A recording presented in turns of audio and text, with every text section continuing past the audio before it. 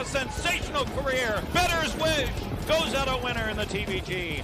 Off cover, Desperate Man! And it's Desperate Man pacing up late for Henry coming on. Desperate Man. Catch the Fire splitting horses. It's Catch the Fire in time! He stretches out the lead. Juju B dominant in the Kentucky Journey.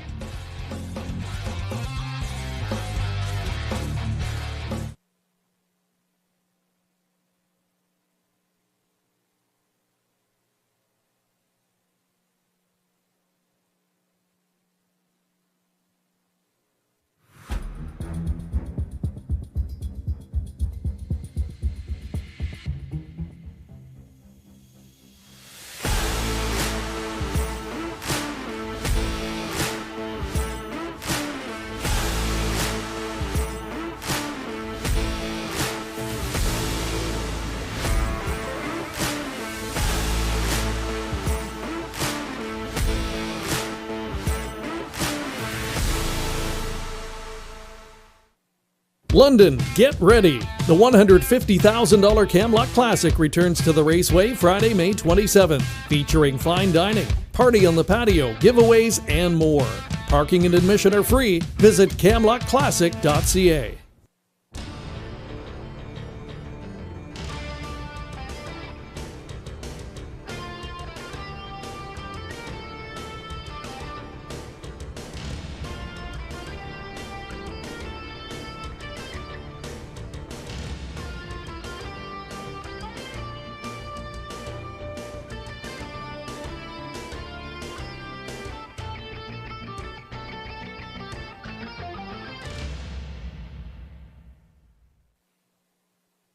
Hey, good evening, everyone. Welcome back to the Raceway at Western Fair District, London, Ontario's half-mile harness racing action.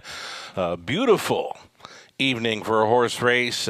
Clear, sunny skies, 12 Celsius, 54 Fahrenheit. Bit of a breeze in the air, a little cooler than last week. Last week, just perfect conditions for racing. We saw plenty of new lifetime bests throughout the week last week. So tonight, a little cooler. Clear, sunny skies, though, fast and dry conditions. As mentioned, a beautiful night for a horse race. From up top, your announcer Shannon Sugardoll with you for the program changes. Stand by.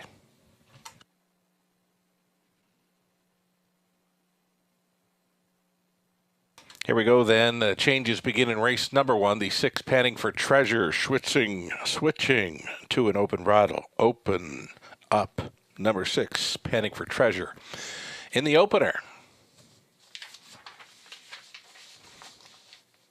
Race number 2, the 8 Charmbo Stormy, aluminum to steel in front. Aluminum to steel in front for the 8 in race 2. Third race, kick-starting. And early pick 4. There are no changes in leg 1. Going right on over to race number 4 then, the 4th race. The 2 Serious Star. Put the blinkers on. Blinkers for 2. In race 4. Race number 5, it's the early Super High Five opportunity. There are no changes there. Race number 6, the 1 Release the Baby. The driver will be Ross Batten. Ross Batten will be aboard the 1 in race 6. Race 7, starting up a late pick 5, no changes. 8th race then will begin the late pick 4. Number 6, Print Media, is going to change things up. Blind bridle for the 6. In race 8, the 7 has scratched the 8, Little Willie. Disregard the line for Little Willie there. It's the 9, Rolling Rock, moving into post position 7. Again, disregard what's said about Little Willie in race 8 for changes. The 7 has scratched. The 9 will be moving in and leaving from post position 7. Race number 9. The 9th race, you can scratch the 2, Harry G. The 9 will not be moving in. Remove 2 and 9 from race 9. 10th race. Race number 10. Number 3, Keep Watching. Going to switch to blinkers. Blinkers for 3 in race 10. And then the 11th and final. Super high five finale there. No changes on a great-looking field of 8. It's preferred to action in that high five finale field of 8. Looking forward to that one. Those are the changes thus far on this Tuesday evening card. We're going to take a short break right now to come back with a whole lot more, including Robert Reed Jr. We'll catch up with him, talk some industry news, and yeah, we'll do the HPI bet pick 5 ticket ideas. We'll bring those up as well. $10,000 guaranteed pool pick 5 on its way here in race number 1. Again, taking a short break. We'll come back with Robert Reed Jr. here shortly. Stick around.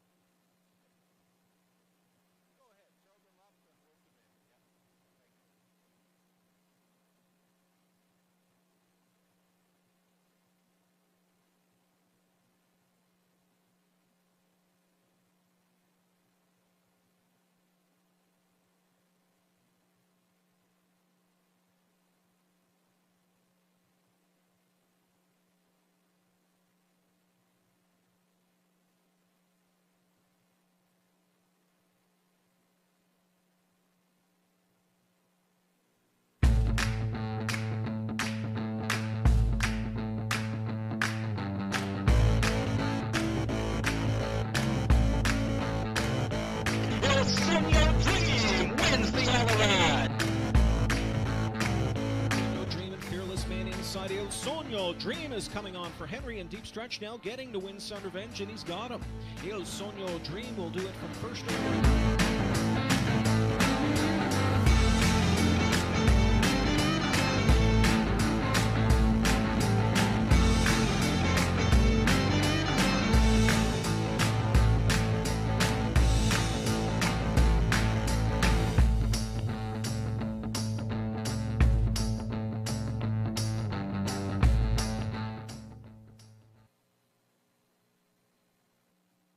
The thrill of live harness racing returns to Clinton Raceway every Sunday afternoon from May 22nd through September 4th.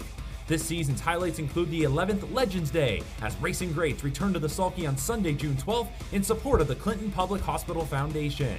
Take advantage of great wagering opportunities all season, including low takeout offerings like the $5,000 guaranteed pick 5. Post time every Sunday is 1:30 p.m. Visit ClintonRaceway.com for free programs, HD live stream, and all the info on this season's racing and events. Alrighty, so welcome back, everyone. It's the Tuesday evening special, ready to step on in here. Robert Reed Jr. back with us on, well, off track. On our broadcast, but off track tonight. He joined us for the Ontario Regional Drivers' Championship last Wednesday evening. What a speed show that was, Robert. Oh, it was an incredible night of racing, and just unreal how many lifetime marks we saw, and just an amazing display from the drivers. Just a fantastic night all around. Right on, and catching up to the action around Woodbine Mohawk Park Saturday evening. Congratulations, 10 for 12 at Woodbine Mohawk Park on a Saturday night is no easy task, friend. No, thank you very much, Sugar. You know what my dad always taught me, though, right? Don't always get too high off the highs. Don't get too low off the lows. And like you always say, it's a humbling game, right? So you got to take those nights. But no, they're not going to come in frequency. You know it. I've gone 10 for 11 here a few times in London. I've tacked them up on my bulletin board now and then because every now and then I turn in a 1 for 11 or 2 for 11 show. So you know what? It keeps me grounded, right? But how about Jimmy Freight and the boys in the free-for-all there? Jimmy Freight home in 25-1 for a 48-1 mile. He's going to be coming in for the Camlock Classic. Yeah, one of the races I got wrong on the evening. Oh, yeah? I went to Tattoo Artist. Wow. I didn't go with Jimmy, and he is unbeatable right now. Yeah. Honestly, I thought that he had no chance the way the race panned out. I know. Just after the half, right, you're thinking no shot.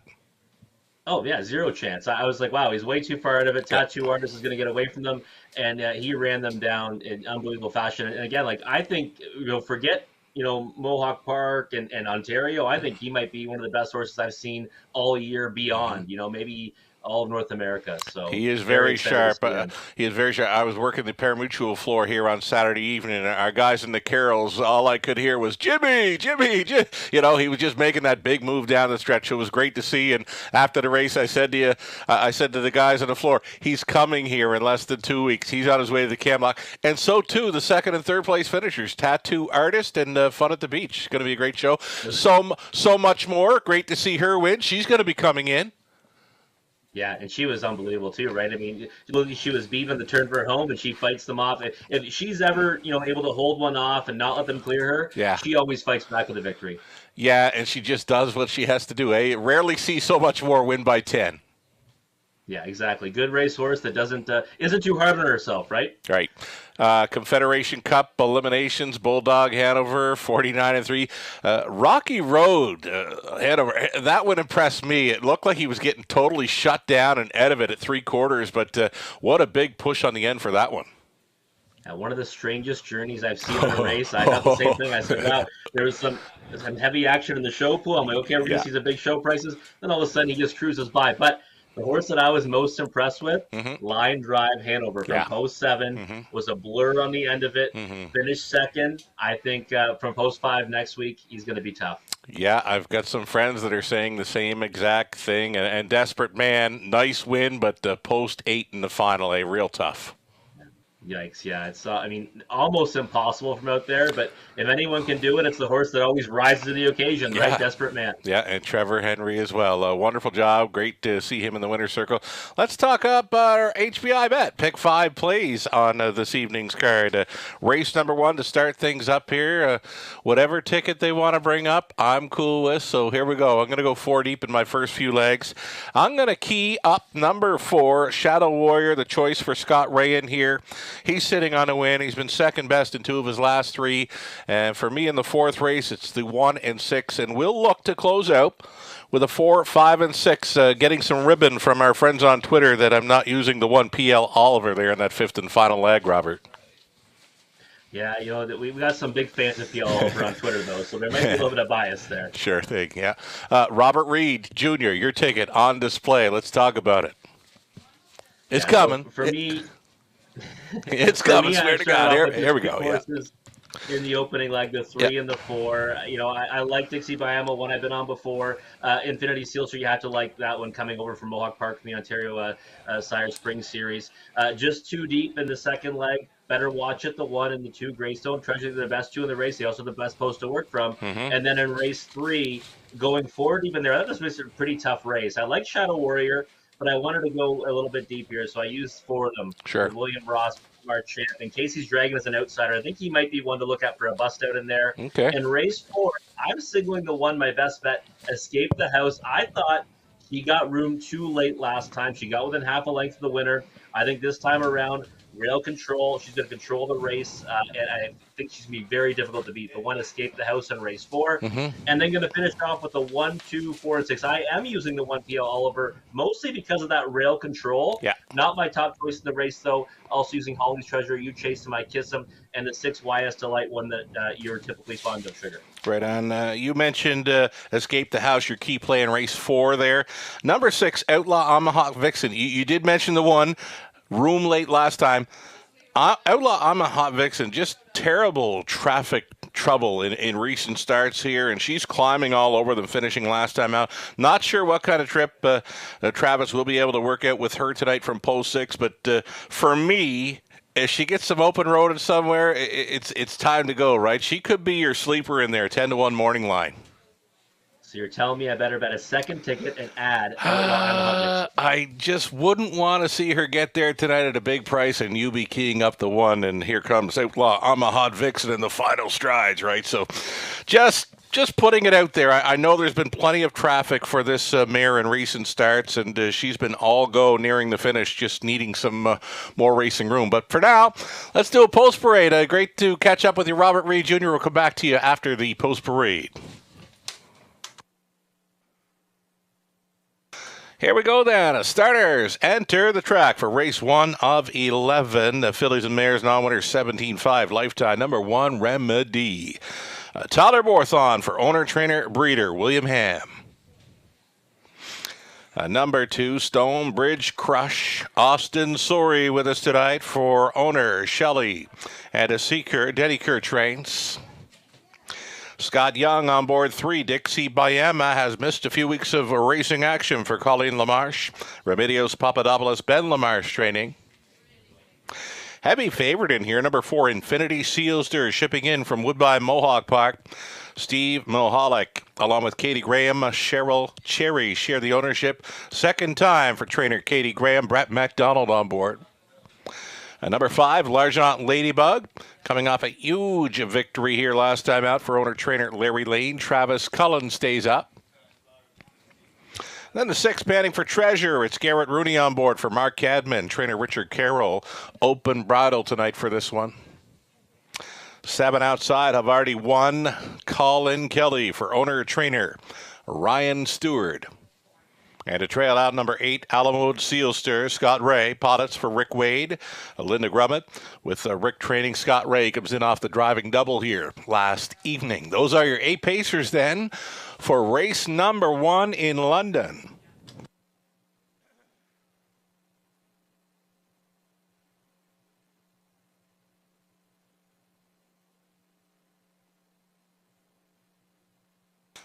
So the heaviest action here in the opener. It continues at number 4, Infinity Sealster, as mentioned, second time for the trainer Katie Graham, formerly of Alberta, now doing her thing here in Ontario. Brett MacDonald driving number 4, Infinity Sealster, as the Woodbine shipper scores nice and easy around this first turn. My choice, your choice, the choice of many here. You know this one better than I do, Robert. The 3-year-old daughter of Big Jim, one-time winner this season. She appears to like the front end. Yeah, she does. And, she's one that, I think that certainly figures in here and has had some real nice races over Mohawk Park. Hasn't, raced on a half before, but I like what I see right now from her, kind of just going easy like you mentioned, but looks pretty good doing it. I guess my concern with Infinity Sealster is that I've seen her get beaten a few spots where I thought she should have been a winner in the past. Obviously, the Ontario Sire Spring Series, much tougher competition than this, and I think she suits this group really well. 1 to 2, I didn't single because I do think that, she's not immortal in here, okay? And I wouldn't be in a hurry to bet her at 1 to 2, that's for sure.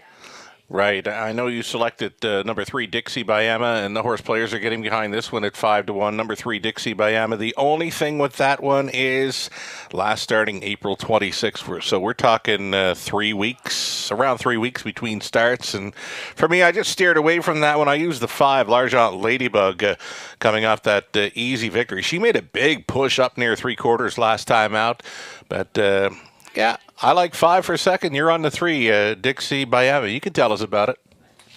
Yeah, Dixie by Emma for me. Last time I was on that one, needed her for a real big score. Actually, should have Okay. the late pick 5 and the late pick 4, Ugh. and she just didn't get there. I mean, one step past the wire, she blows by the leader. It was just one of those ones where she just had a little too much work to do. And I think now coming into this, she's finished second in her last two. So maybe, okay, yeah, you get worried about a little bit of seconditis. But I think that she's one that might kind of step forward, even though she's been off a bit of time. I know it was a transportation scratch, but maybe she's just going to be a little bit better now. So I went with her in the second spot. I used her in the pick 5. She's 6-1 right now. I think it's about the right price. I don't think she's one that should be bet down any more than that. Right on. Scott Young with us this evening. Saw him win with a trotter last night over Woodbine Mohawk Park. It appeared he was mic'd up. He had the GoPro camera on the helmet and might have been doing some mic'd up action there at Woodbine Mohawk Park last night. Scott Young.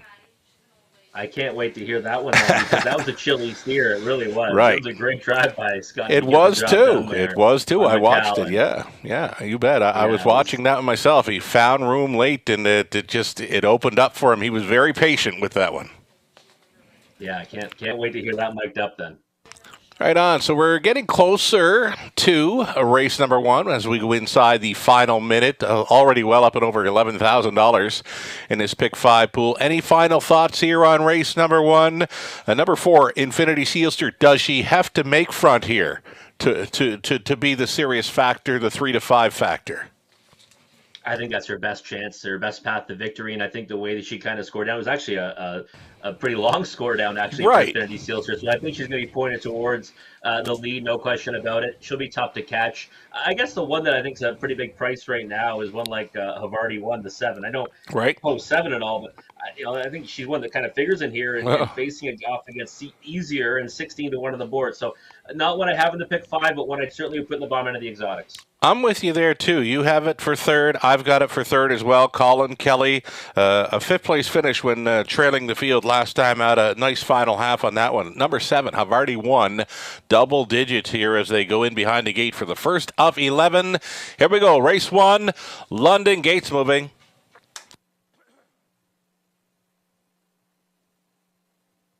In behind, then, we've got Remedy, Stonebridge Crush, Dixie by Emma, Infinity Sealster's in from Woodbine, Mohawk Park, a Large on Ladybug, panting for treasure, Havarti 1, Alamode Sealster back tearing it, 1/8 of a mile from the start.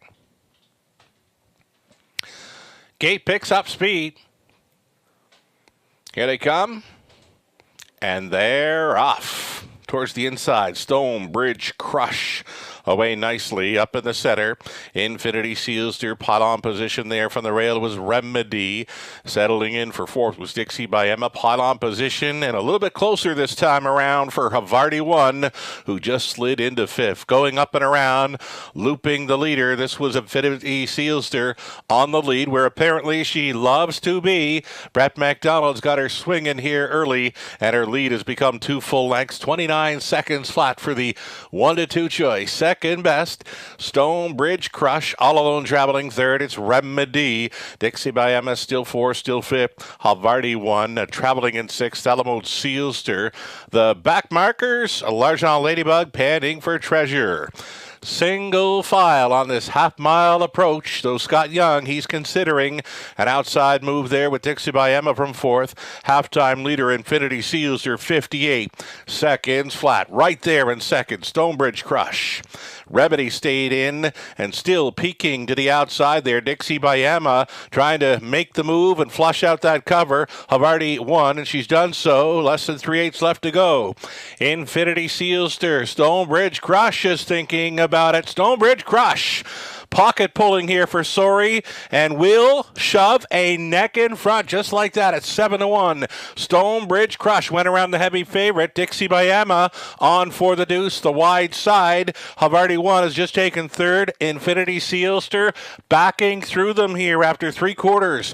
1:27-4. Stonebridge Crush tried to upset them here in the opener. Dixie by Emma giving chase into second, and on for third was Havarti 1. Almost there, Stonebridge Crush. Dixie by Emma. Dixie by Emma trying to answer here. She won't. Stonebridge Crush for the victory. Dixie by Emma was second. Havarti won third. On for fourth was Largent Ladybug. A 1:58.1. New lifetime best. Stonebridge Crush. Sorry, on board for the Curs.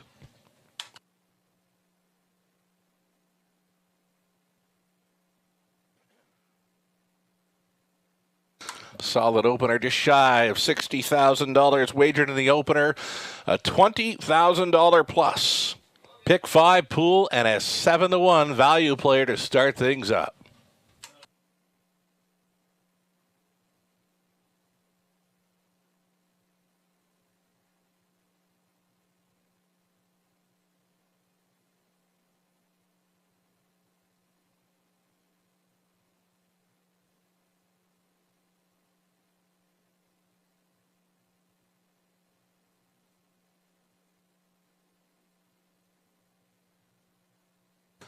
Number 2, Stonebridge Crush, your winner.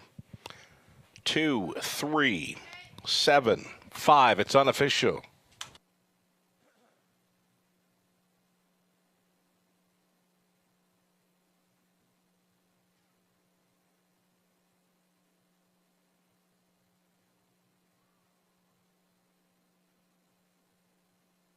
The favorites off the ticket. It's the next 4 favorites to fill out the superfecta here with Stonebridge Crush coming back. She's a 4-year-old daughter of a state treasurer, a winner of our signature event, a 3-time state treasurer, sired out of Stonebridge Appeal by Arts Place, owned by Shelley and C. Kerr.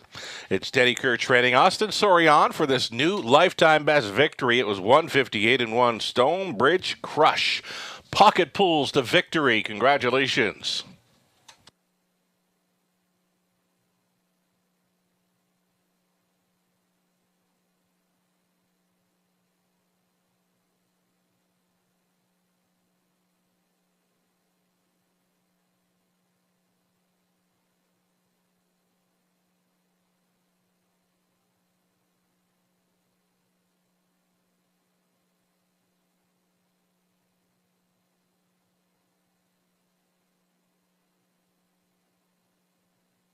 Going official here, the winner, Stonebridge Crush, pays $16.60. Exactor $78.60. Dollar try, $148.60. The super for $1, $414.60.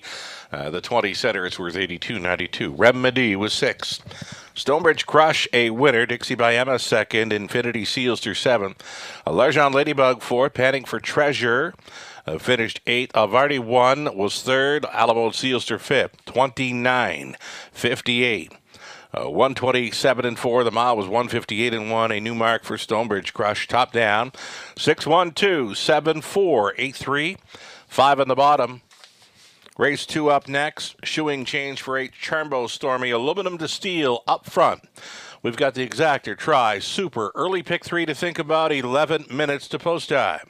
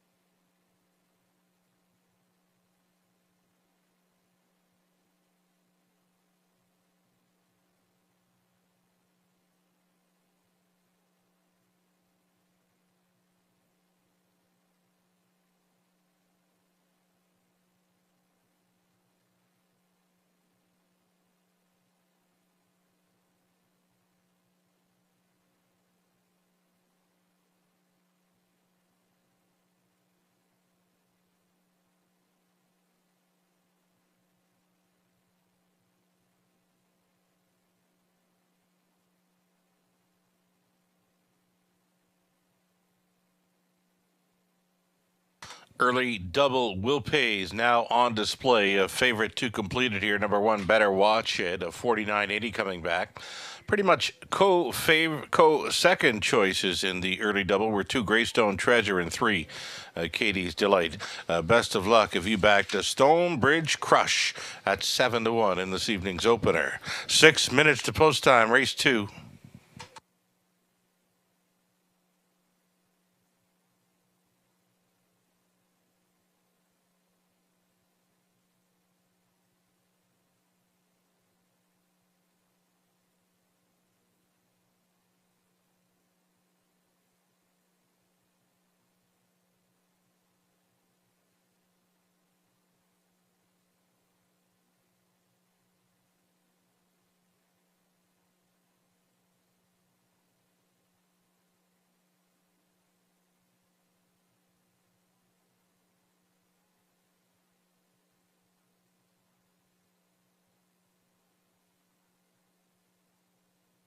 Here's the one and only change here for the 8-horse Jumbo Stormy, going aluminum to steel shoes in front.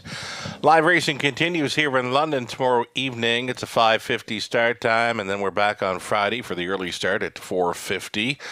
Big week next week. Camlock Classic night, Friday, May 27th, $150,000 Camlock Classic for the age pacers. The $50,000 Forest City Pace makes a return for the age pacing mares. As mentioned, so much more will be part of the aged mares lineup for the Forest City Pace. Big night, City of London finals, some Ontario Sire Stakes grassroots action for the 3-year-old pacing fillies. It's all going down on our signature night, Friday, May 27th. And with the conclusion of our meet, end of May, or we're going to race on the Monday and Tuesday following that Friday, May 27th card. Other tracks begin to open up for the summer. Sarnia has been going on the Saturdays. We've got Clinton opening up this coming Sunday afternoon. Great to see Clinton coming off their record wagering season last year. Clinton going Sunday afternoon. The Dresden opener takes place on Monday, May 23rd. So Dresden is back, featuring a new big screen tote board, and I'm told the track is in great shape over at Dresden as well. We've got Hanover beginning on Saturday, June 4th, and then Grand River Raceway back in action on Friday, June 3rd. So things begin to get quite busy for the summer tracks, beginning to open up here in the province of Ontario. I get asked frequently, why doesn't the Raceway at Western Fair District race through the summertime? Well, there's lots of other tracks that do open up, and they deserve some racing action as well. Grand River Raceway, they're working on a new 5/8 track. Clinton does great. Dresden, Hanover, and Sarnia and other tracks will be opening up as the summer progresses on. We're about 3 minutes away here from race number 2.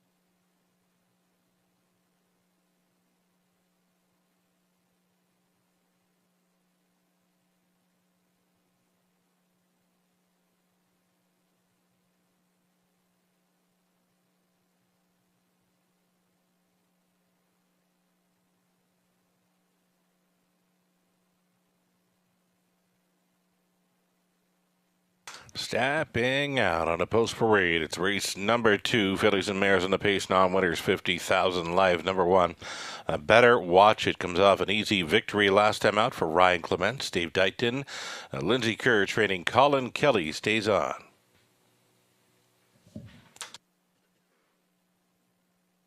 Number 2, Greystone Treasure for Remedios Papadopoulos along with Jack Ray, with Jack training Scott Ray drives.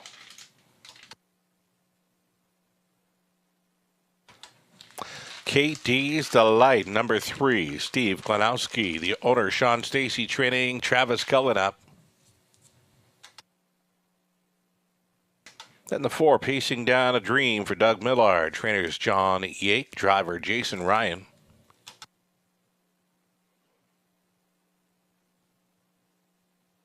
Ross Batten, owning, training, and driving number 4, Dazzlin' Rosie, sharing ownership with Dr. Paul Rutherford.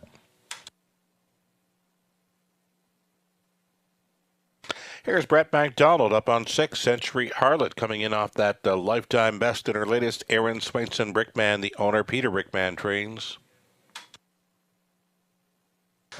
And then the 7, Braddown Better Be Garrett Rooney for Braddown Farms Inc., the trainer is Kendall Raw. Rounding this one out, number 8, Charmboat Stormy, the shoeing change, aluminum to steel up front, Scott Young, Pottets for owner, trainer, breeder, John Ryer. Those are your starters then, 8 of them. Favorites right now, we'll call them co-favorites, both the 1, Better Watch It, and 2, Greystone Treasure.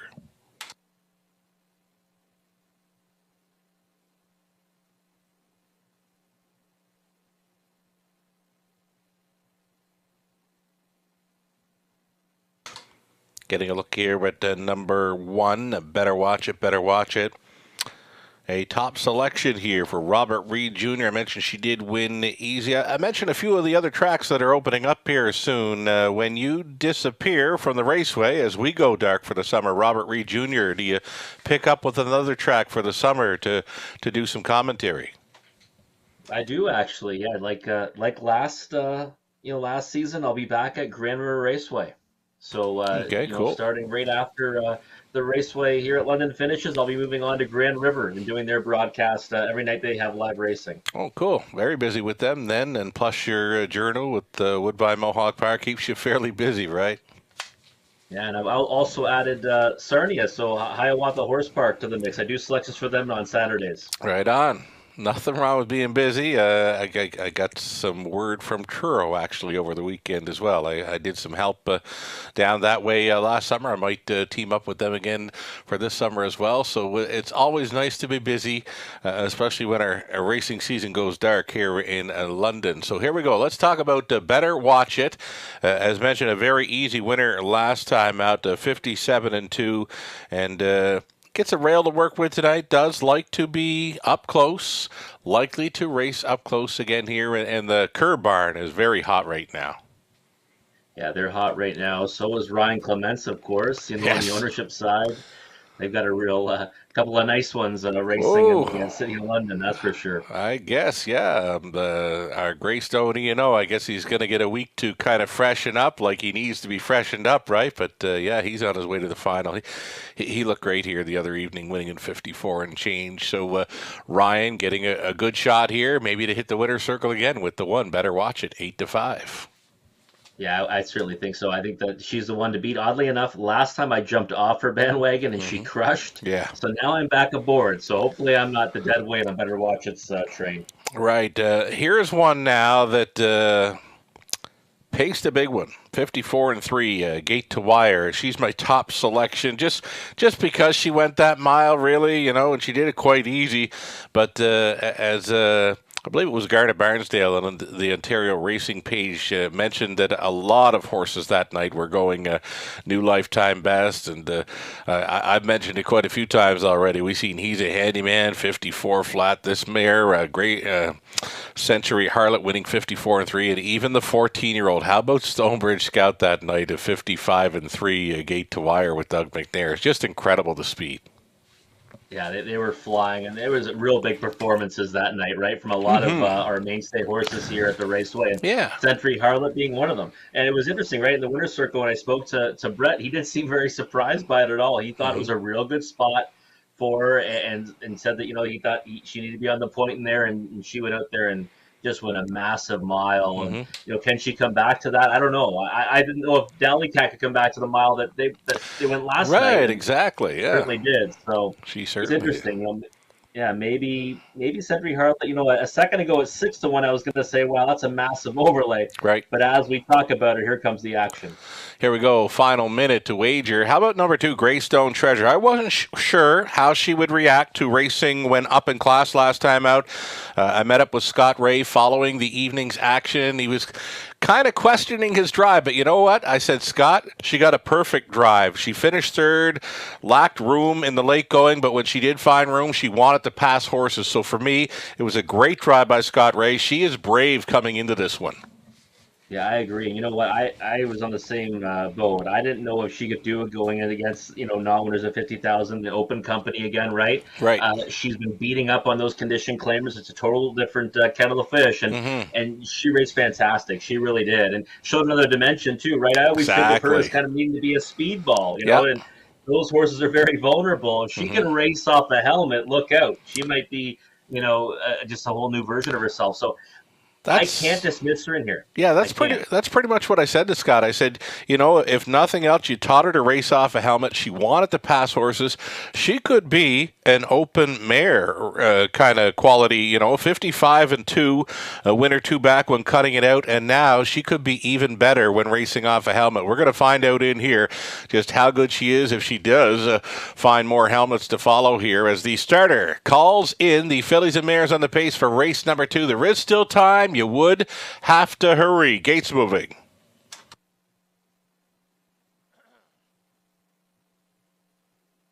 We've got Better Watch It, then Greystone Treasure, Katie's Delight, Pacing Down a Dream, then Dazzlin' Rosie, Century Harlot, a Bride on Better Be for 7 across, Charmbo Stormy in the trailing spot, 7 on gate, plus the trailer here, always in London.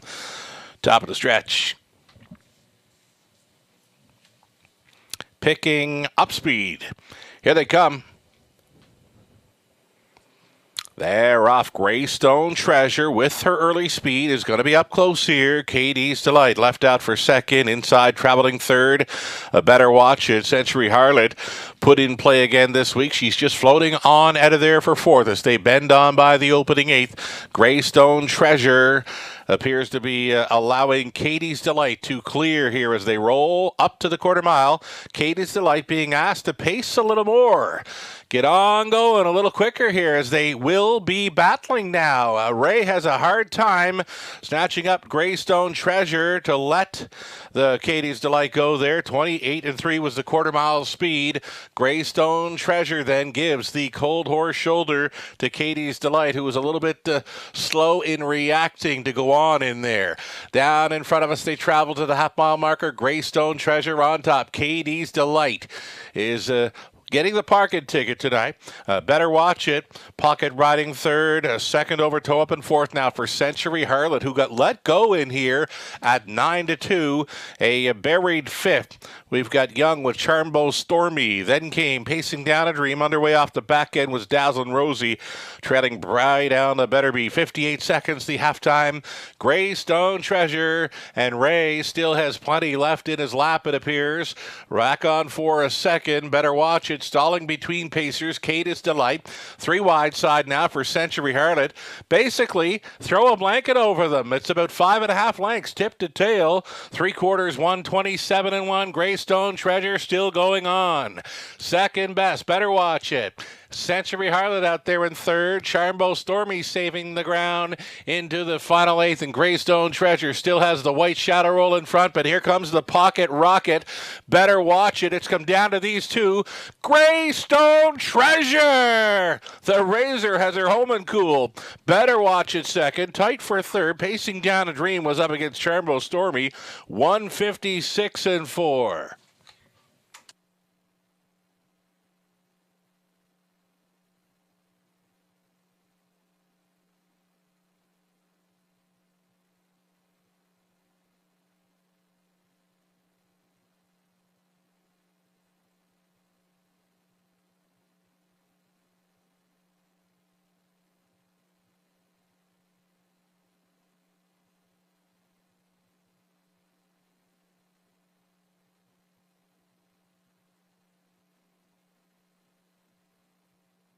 Number 2, Greystone Treasure here at 7-2. 2-1, 8 and 4. It's unofficial. You got a couple of faves in the first couple of spots. Then you've got the longest shots on the board, 3rd and 4th in the Superfecta.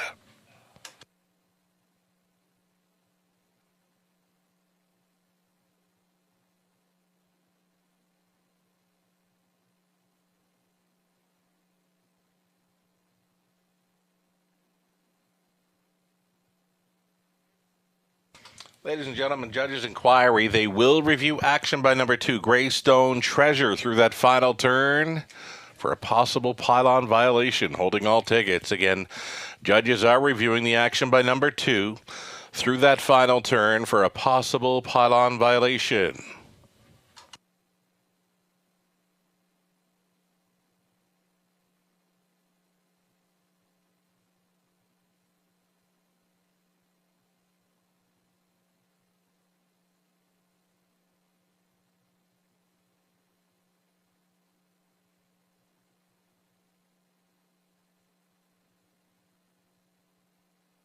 Judges getting set to bring up the footage here on our monitors. They are reviewing action by number 2 through the final turn, holding all tickets.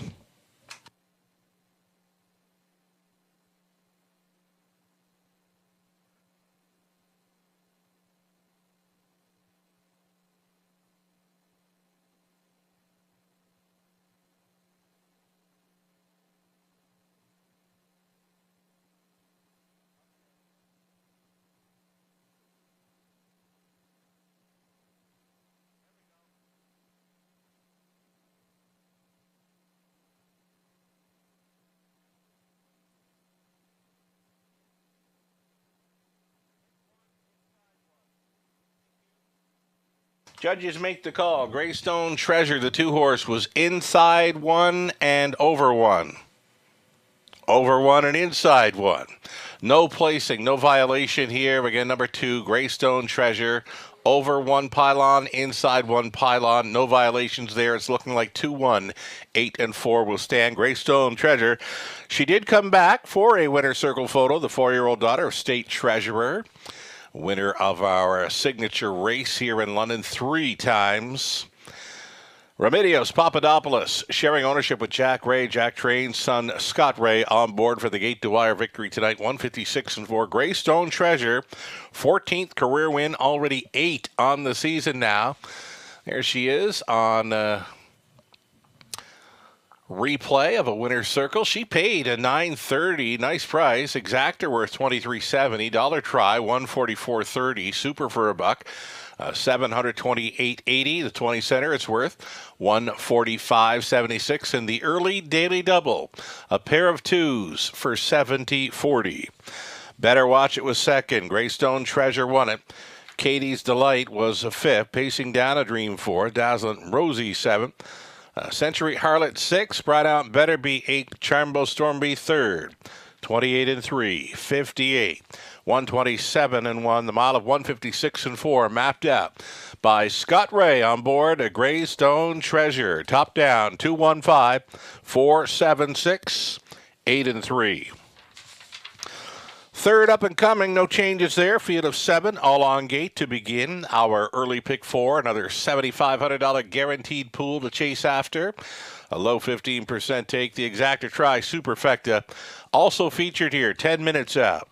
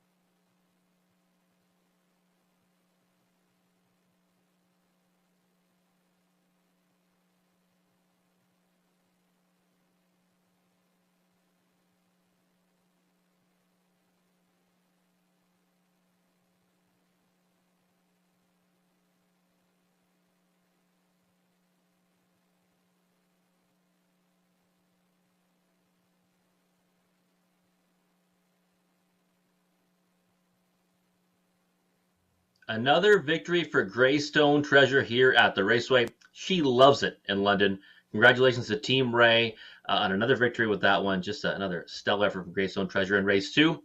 Unfortunately, we're dead in that early pick 5. We went dead in the opener.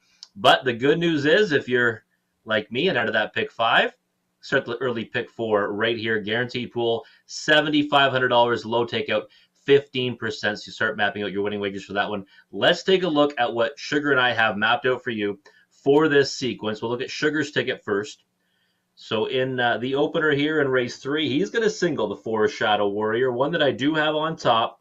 I'm going a little bit deeper in this leg, but he's going to single the 4 Shadow Warrior in race 4. 2 deep with my best bet of the night, the 1 Escape the House, and the 6 Outlaw I'm a Hot Vixen, looking for a bit of a value play, a bust-out horse there with Outlaw I'm a Hot Vixen. And then in race 5, the 4, 5, and 6, that's You Chasing My Kiss, an impressive victory last time, Better Be Flying, one that has been racing from off the pace, and YS Delight has been, solid efforts, just hasn't found the winner's circle now in a few starts.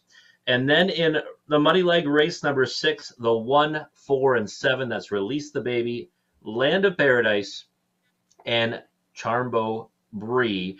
And that's an inexpensive one right there, $3.60 for a 20-cent wager. Let's take a look at my ticket, and a little bit of a different approach, I guess. We've got similar horses, but I'm going to spread out here in race 3. I'm going with the 3, 4, 5, and 6. And oddly enough, the one that I mentioned earlier as my bust-out horse, well, maybe a bust-out horse in the early pick 5, because that 10-1 morning line helps with that, but maybe not so much here in the early pick 4, because Casey's Dragon 3-1 now, was 2-1 a second ago. I'm going 3, 4, 5, and 6. The 4 Shadow Warrior, my top choice, but I just didn't want to really just trust that one and hang my hat on that one. So I went 4 deep to start us off, and Casey's Dragon may not be that bust out after all, down to 3-1 right now. In race 4, the 1 Escape the House, my best bet of the night. I'm going to single that one. I just love the fact that she gets to work from the pole position. Last time I thought she raced well, perfect pocket trip, but didn't get room until very, very late. Nice back half, and just one that I think can control that race from start to finish. So my single is in race 4, the 1 Escape the House. In race 5, going to spread out again, 4 deep. The 1 PL Oliver, great post to work from, one that races really well when he gets the right kind of trip. The 2 Holly's Treasure, last time kind of got shuffled a little bit, but did still race well to finish 3rd. And You Chase My Kiss Him, raced fantastic off a helmet last time. I think we'll take a lot more support this time around from the 3-1 than he went off at last week. And YS Delight, a horse that's always in the mix and is going to find the winner's circle again very soon, I think. So 4 deep in there. And then in race 6, we're going to go 3 deep with the 1 Release the Baby, the 4 Land of Paradise, who disappointed as a heavy favorite last Wednesday, and the 5 Insincerity. And that ticket right there will cost you $9.60 for a 20-cent wager. Different approach for myself and Sugar, but at the end of the day, both tickets, I think are affordable and have a chance to do well. Again, we've got just a few minutes away till the horse will be moving out onto the track for race 3. Guaranteed pool, $7,500, low takeout, 15%. Start mapping out your winning wagers. Sugar and I will come back, take a closer look at race number 3 after the post parade.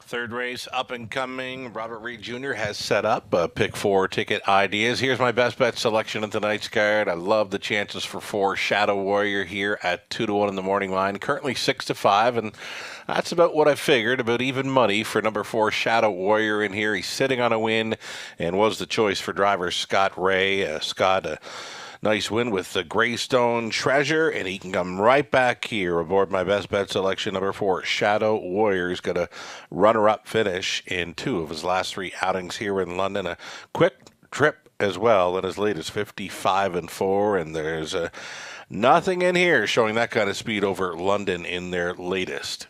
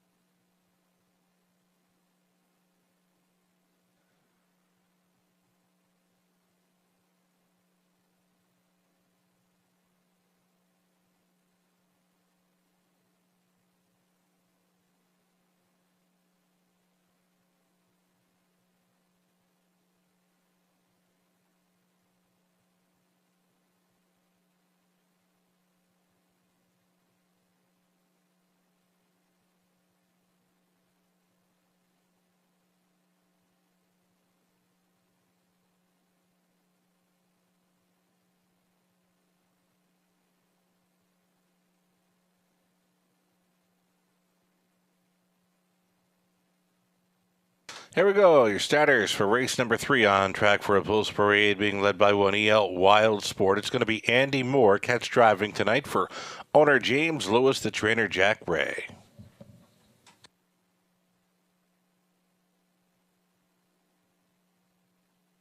Number 2 Township Willie, Tyler Bohr driving for Kevin Morin, the trainer's Mike Rogers.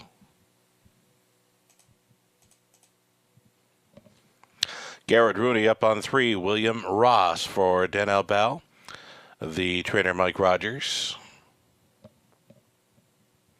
And leaving from the center, my best bet selection on tonight's card, number 4 Shadow Warrior for owners Chris Keane and Keith Cullen. Keith training Scott Ray, trying to come right back.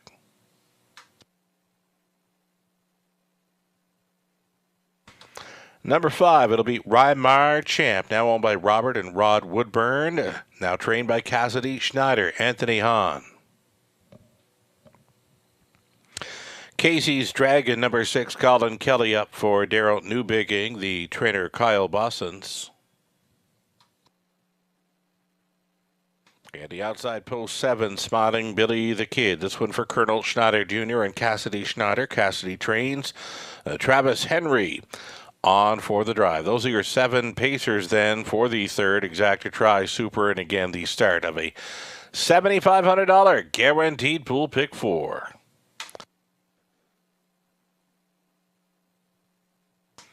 Here's a look at our top selection here. The horse players really getting behind this one now. I was thinking 6-5 was a nice price. 1-5 though.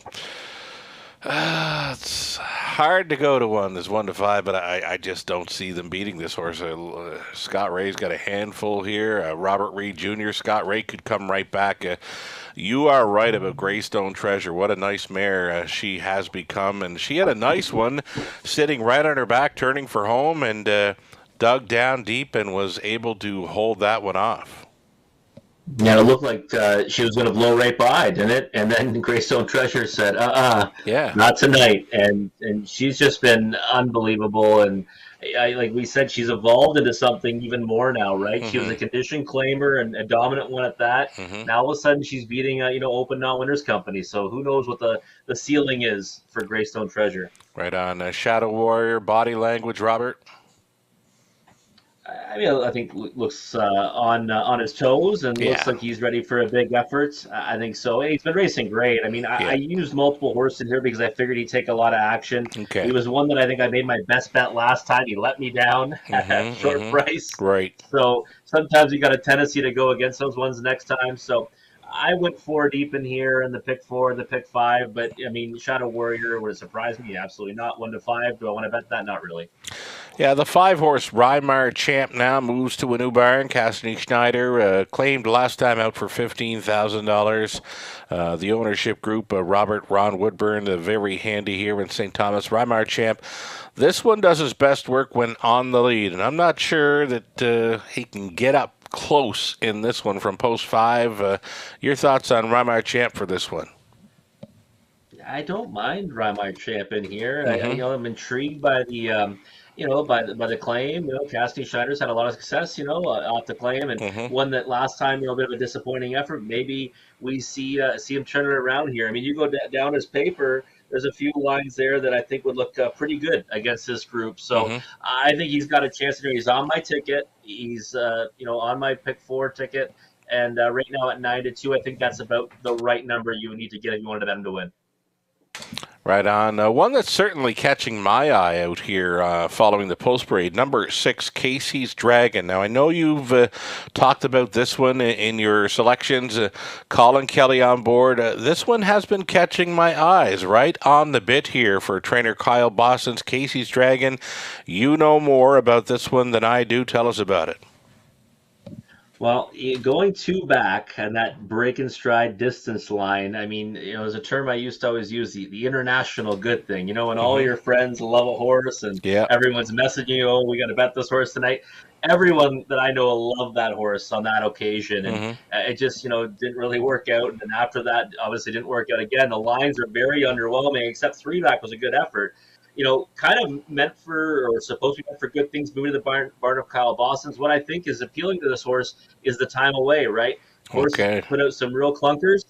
Time away for me now is a positive thing, right? I don't like betting horses off a layoff, but when the lines are kind of that suspect, maybe it's a good thing. They've been working on something, obviously. It's been 6 weeks between starts for the 6 Casey's Dragon and happens to be taking 5-1 action here. The favorite continues to be number 4, Shadow Warrior at 3-5. If he can find anything close to his speed he showed in his latest 55-4 deuce over London, it could be very tough to take down in here. But here we go with a field of 7. It's the opening leg of this evening's early pick 4. There is still time, but you would have to hurry.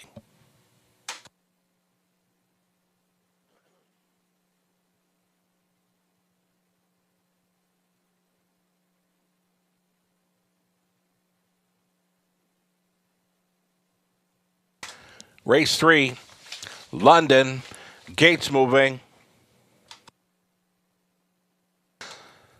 It's going to be EL Wild Sport, then Township Willie, William Ross, Shadow Warrior in the center, then Rymar Champ, Casey's Dragon, Smiling Billy the Kid for 7 starters. All on gate.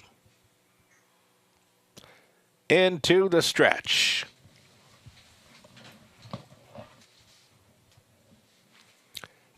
Here they come. They're off. William Ross out for the lead. EL Wild Sport along the inside has come on through for Andy Moore. EL Wild Sport, the leader in the early going, pocketing up a William Ross. Away in third, Township Willie, a midfield fourth here in the early going, Shadow Warrior. Next in line fifth, Rymar Champ. Then it's back to Smiling Billy the Kid, the earliest trailer, KC's Dragon. Field of 7, but kind of spread out here. They're about 12 lengths tip to tail, following a quarter mile of 28 and 2. EL Wild Sport would be your long shot leader into turn number 2. His lead is 2 full lengths to William Ross.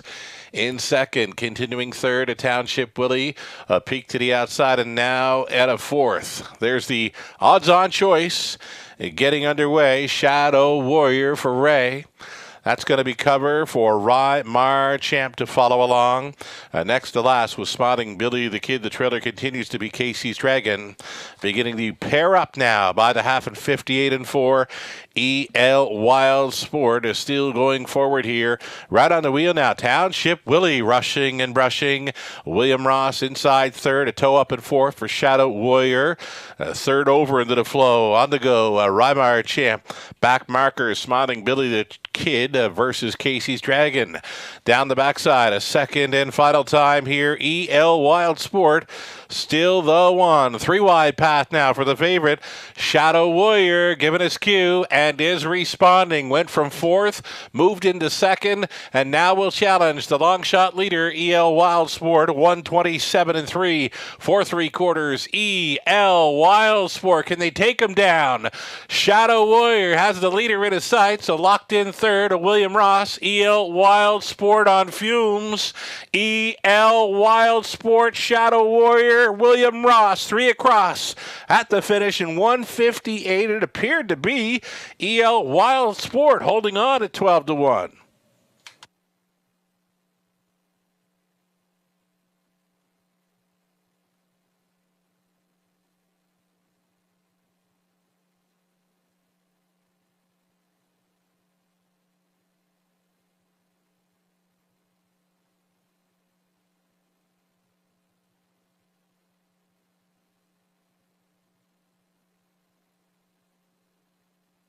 It's the one, EL Wild Sport winning a 1, 3, 4, and 6 unofficial.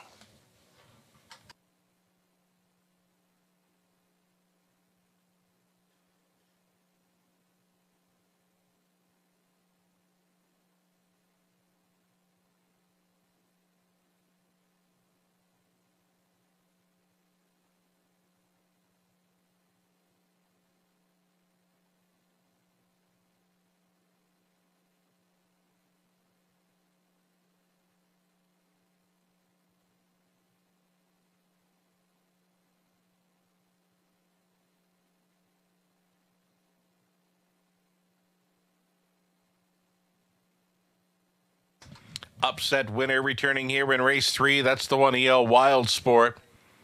4-year-old brown stallion by Sports Writer out of Wild today by Western Hanover. Owned and bred by James Lewis of Angus, Ontario. Jack Ray with a back-to-back training double. Andy Moore, hoorah! On board for the victory here all the way with EL Wild Sport in 158 flat. Congratulations.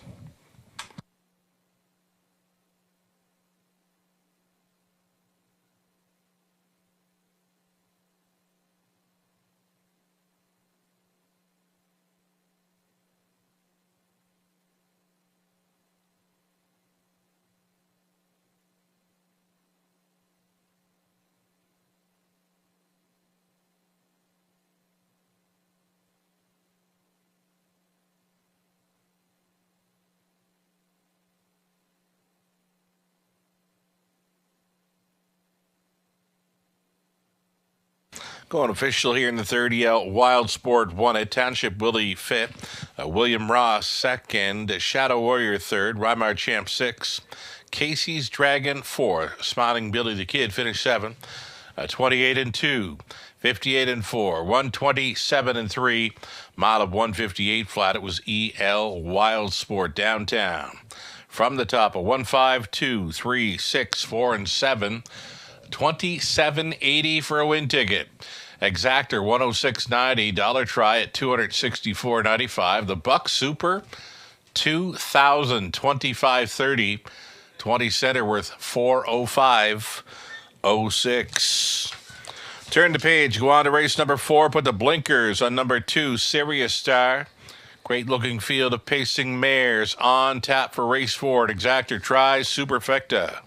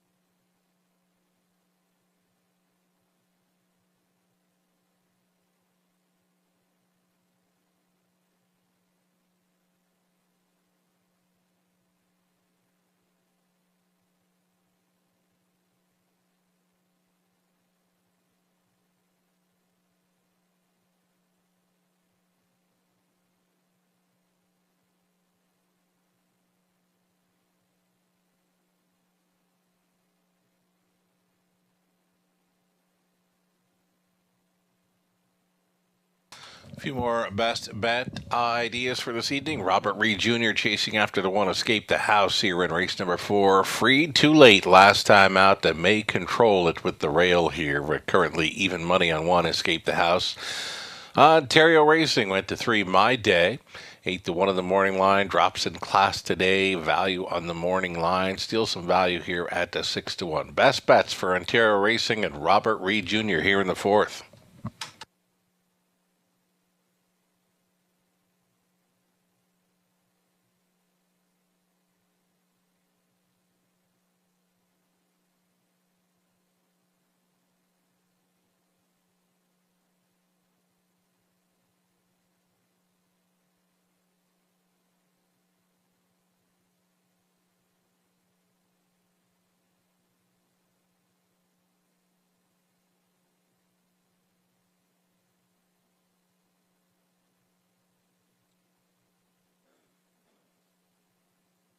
There's the pick 5 money left in play. Only $61 from that pool of $20,000 plus. Remaining in play following leg 3 for the pick 5.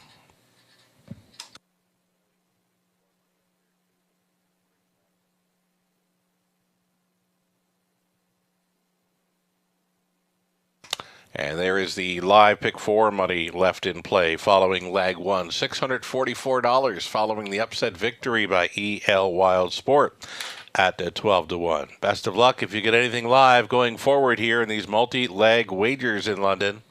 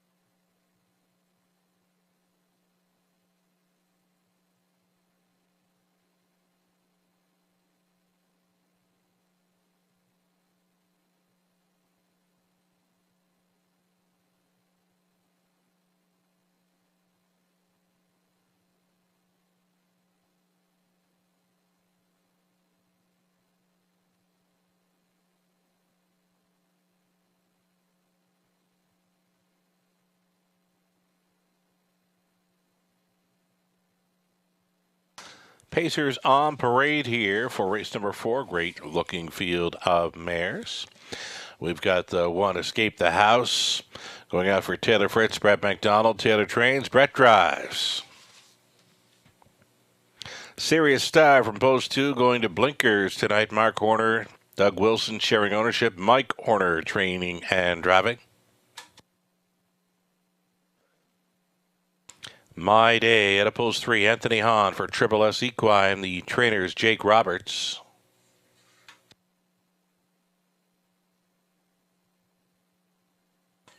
At a Post 4, Top Royal for Browdown Farms Inc. The trainer Kendall Ron, driver Scott Coulter going back on.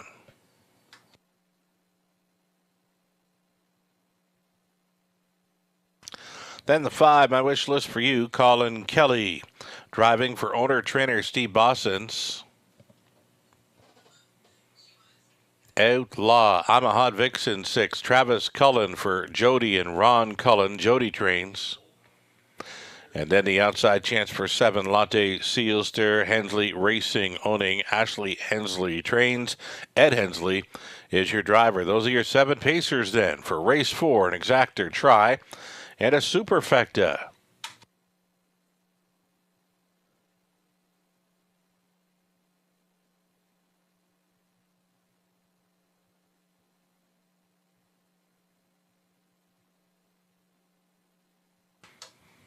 So look at Escape the House, top selection for Robert Reed Jr., his best bet selection on tonight's card. A decent second last time out.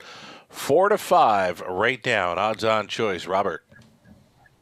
Yeah, I mean 4-5. I guess I was expecting, the price to be short. I was hoping it wouldn't be that short. I think she looks pretty good at the track right now. Last time, 2-hole trip, but didn't get room until late. It was on the inside. Sometimes horses, don't like to go up the inside either. The back half was good. She had pace right to the wire, and going back to those efforts at Flamborough Downs, when she goes to the front, she's tough to beat. I think that we're going to see that at least be the attempt tonight from the pole position, and I think she'll be tough to beat. I think this looks like a field that she can get the better of. Doesn't seem to be a whole lot of early speed in here. You can go 3 back to Top Royal, where she was contesting a quick half 56 and change, but not a whole lot in here that could leave against Escape the House should Brett choose to do so from that rail advantage. My 6, Outlaw Hot Vixen. I'm sticking to it. I love this mare tonight. I just don't love the price at all right now. She's 10-1 in the morning line, and she's 2-1 right now. I was hoping for at least 6, maybe 8-1. Come on. Yes, sometimes sugar has got to be the ones that you mention, in the last couple of minutes, because when you give everyone the time to map it out, they're multi-leg wagers, and now 5-2 in Outlaw. I'm a Hot Vixen. Post 7 last 2, right? Yeah. It slides into one spot. Just a better trip this time. I think she can be right there, but you're right. 2-1 is tough pill to swallow. Yeah, inside of 2 minutes now. She's been here in London for 3 or 4 starts, so maybe players who have been watching, they've been seeing what I've been seeing, and this mare's just no racing luck in recent starts. Ryan DeRoche was on her for a few, Paul McKenzie there, and then Travis last time out, and she's running over them at the finish last time out. So, yeah, 5-2 is short right now. I'd be looking elsewhere. Maybe the one to go to, this 2, Serious Star. Of course, the Horner horse, he's a handyman, 54 flat, the lifetime best a week ago. And here they put the blinkers on the big mare, Serious Star. She is expected to be racing up close. Maybe she follows your one, Escape the House all the way. Right now, the price is right for Horner at 8-1 on Serious Star. I've always been fond of this mare, Sugar. I mean, she's one that, I've seemed to kind of find my spots on and cash on. One of those ones that you always kind of guess right on. Tonight, I've got her, slotted for second. Mm-hmm. But, 8-1 right now, that's the value on the board for me. And I think we're seeing that because Escape the House getting over bet right now at 3-5. Mm-hmm. Yeah, my best bet, but still an over bet. And your horse, Outlaw Hot Vixen, I think that's, a lot of support for her from the 6 hole. So, Serious Star right now kind of slipping through the cracks. 7-1. That might be one I've got to jump aboard for a win ticket. I see her 2-hole riding in here. I think the exactor box right now is looking real good, 1 and 2. And there's that 4 Top Royal. I mentioned that big trip 3 starts ago when she was parking 3 wide to the half and then first up for the rest of it. Still won in 57. That's the kind of mare she is right now, 57 kind of speed. She showed 58 and 57 in her last couple of outings here. Top Royal, I think it's asking a lot, but I would not be surprised to see her right there at the finish with Coulter going back on board. I don't think you can count her out. Yeah, she proved that 3 starts ago, like you mentioned. You can never count her out. I mean, that was one of the most improbable victories maybe I've ever seen, right? 3 wide to the first turn, park the route, and still gets up by a head. So, I mean, 9-1 is a solid number. I don't really, have her in my selections tonight, other than a small share. But I think that, I wouldn't, begrudge anyone for taking a shot on her. Right on. Players are on the 1, 6, and 2 right now. Here's my wish list for you. 4th best finish. I know she saved ground throughout to get up for that 4th. Nice back half, 54 and 3 over Woodbine Mohawk Park in her latest. And she can go with these. She's a bit of a trip horse, though. She can follow a helmet for a ways and find some room late. She could be right there as well. It's a great-looking field of 7 getting set to go postward. Still time. The gate is moving.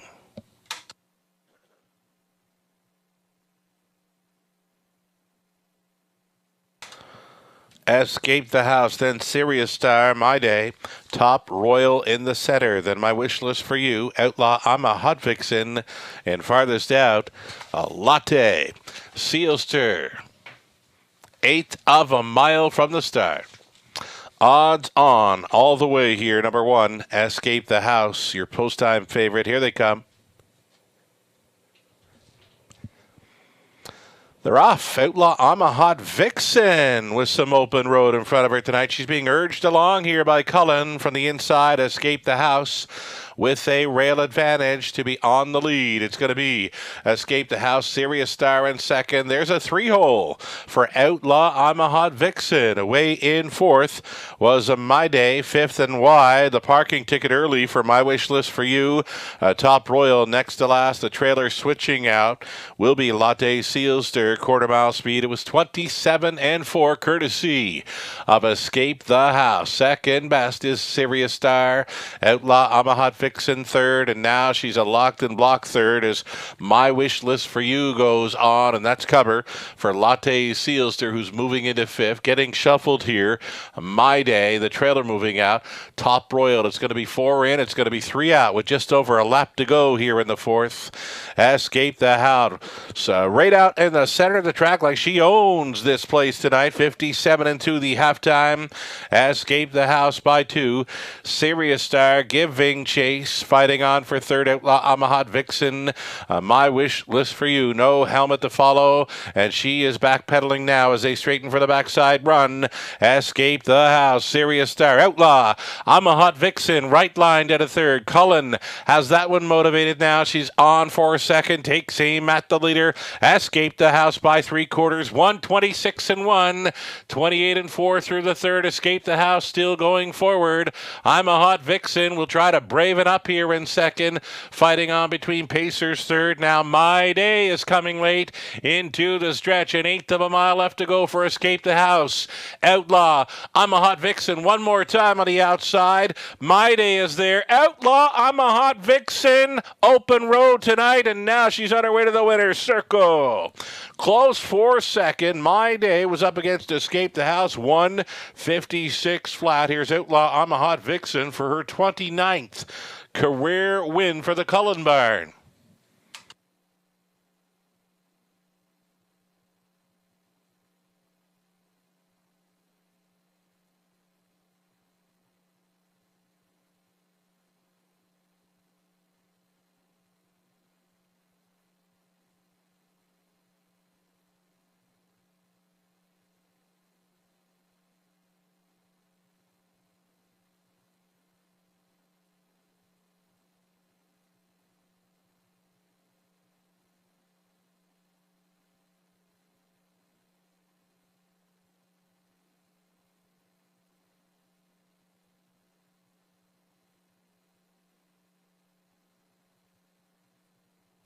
Number 6, Outlaw I'm a Hot Vixen, winning here at 7-2. It's a 6, 1, 3, and 2 unofficial.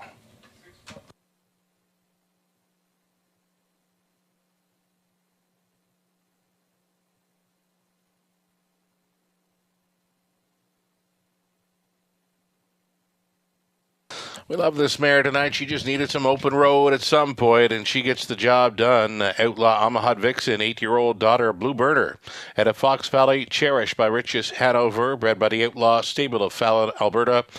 Ron and Jody Cullen sharing ownership with Jody Training. Son Travis Cullen in the driver's seat for the victory in 156 flat. Outlaw I'm a Hot Vixen with the mild upset here in race 4. Congratulations.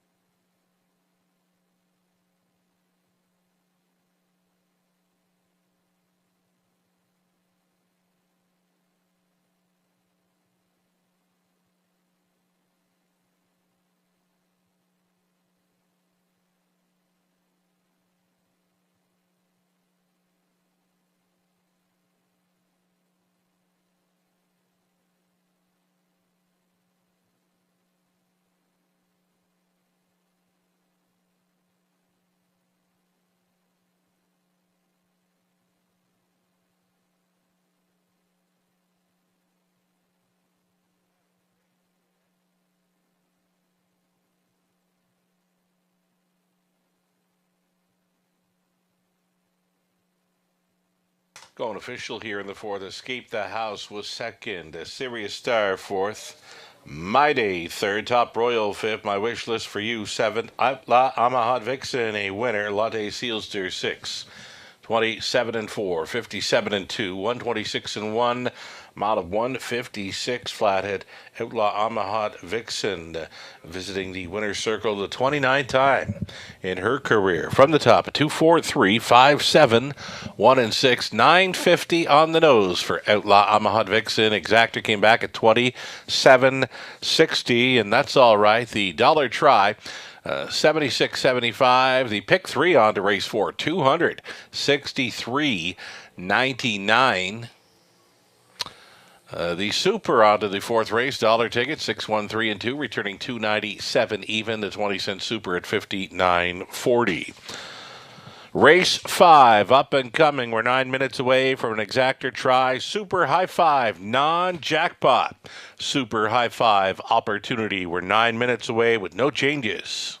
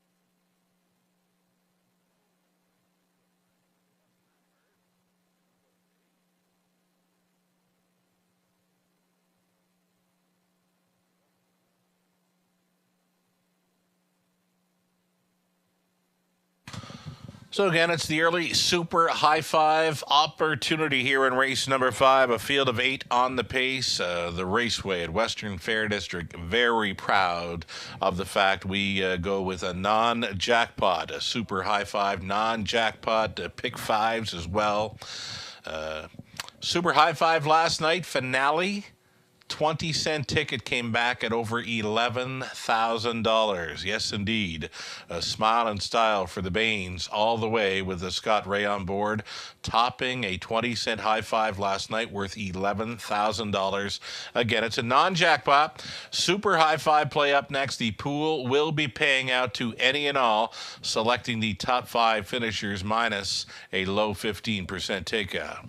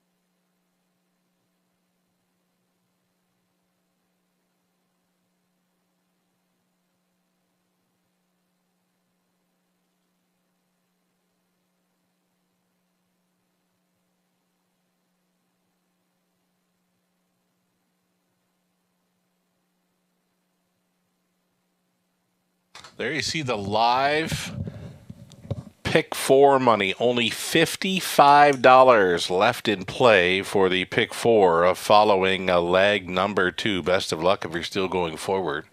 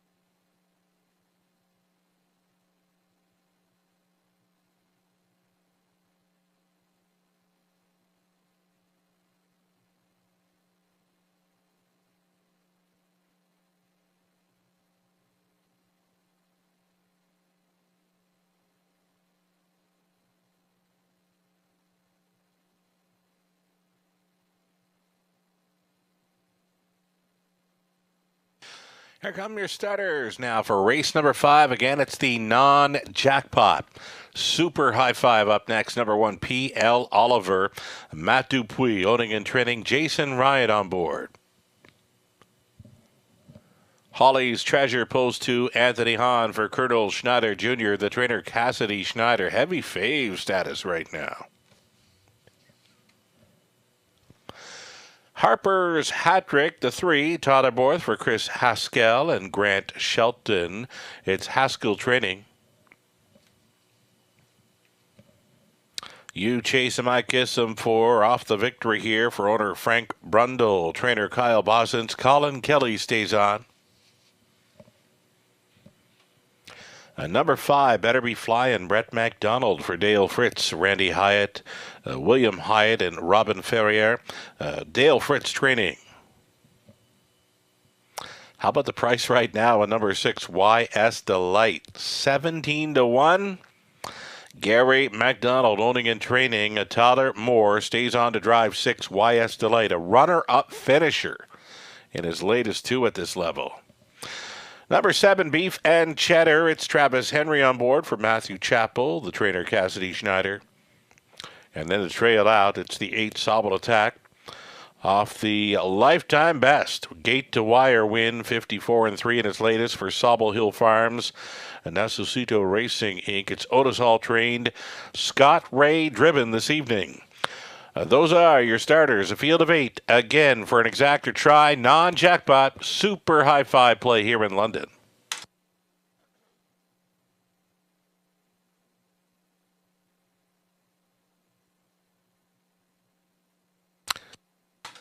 Okay, so Robert Reed Jr., number 6, YS Delight. Why is he 14-1?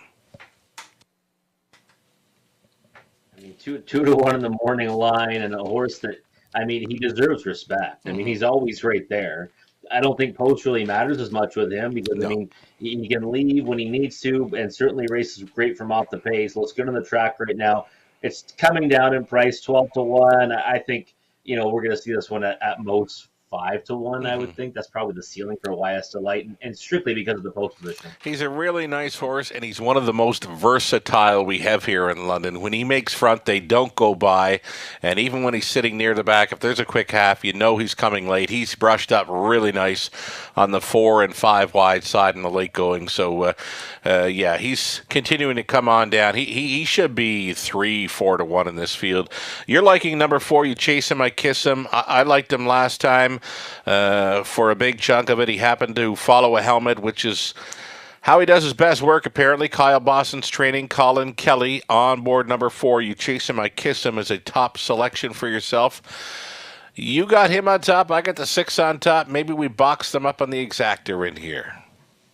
Yeah, and I've got YS Delight for second, so that makes sense. And you called it last time. You said he's going to try to race off the helmet that time around. He did. He jogged. I thought it was a huge effort. You know, I'm good friends with the owner, Frank Brundle, and you know, Kyle Boston, Colin Kelly certainly hook up for a lot of wins. He's won 2 of his last 3. And I mean, really has raced great here at the race, other than that one effort where he stopped in the front end in the slop. So 7-2 on a horse that won like he did last time, that just seems a little bit crazy to me. Right on. Frank Brundle, a familiar name with me now. I believe he's in on Woodmere Steel Deal. Yes, he is. Yeah, he's in on a lot of good horses, Frank. Yeah, Woodmere Steel Deal now. For me, I know this horse really good from his 2- and 3-year-old seasons over the Maritimes, Maritime Stakes champion. His start on a Sunday evening and his elimination for the Confederation Cup, probably the best I've ever seen him perform. He got taken out of it, interfered with going up near 3/4. He still managed to pace a mile in 1:51 and 4. Reading a post from Carmen Osiello on harnessdriver.com, he says Woodmere Steel Deal likely to get freshened up for the next month or so, as they will be prepping him for a possible Gold Cup and Saucer appearance in August down in Charlottetown. Well, that'd be amazing, and you know, listen, I'm happy to see you know, Frank have so many quality horses right now. Holly's Treasure. This one took heavy action and continues to be a 9-5 favorite here. This is a big surprise for me. Yeah, I thought Holly's Treasure raced really well last time. This is my my third choice in the race, and one that I do typically gravitate towards. it was one of those interesting trips though, where kind of got into a lot of trouble, but then had an opportunity and still came home in 30-2. So I 9-5 on the board right now. That's too much support for me for Holly's Treasure. I kind of like being on this one when he went to 6-1, like he did 2 starts back. So I can't get there at the price, but certainly a capable racehorse that can be right there at the finish. Right on. Seconds away from fifth race, Super High Five. Any more other players you feel could hit the High Five ticket in here? Well, Pia Oliver from the pole position. I think you have to respect this horse every time. He might be able to get a favorable journey. I know that last time it kind of didn't work out. Got a perfect trip, and then the horse in front of him kind of stopped in front of him and took him out of it. So that alone means you kind of have to consider his chances here tonight from the rail. 7-1's an overlay, I think, on Pia Oliver, and better be flying. One that I think we kind of been expecting more from here at the Raceway, and last time racing from off the pace rolled wide. Probably should have done better, but it just didn't work out. Alrighty, getting set to go postward here. The more I look at this race, the more I'm thinking wide open possibly. And the last time I talked about YS Delight, he was 17-1. He's down to 5-1. Still a really good price on him, I believe. Starter has moved into position. Final call.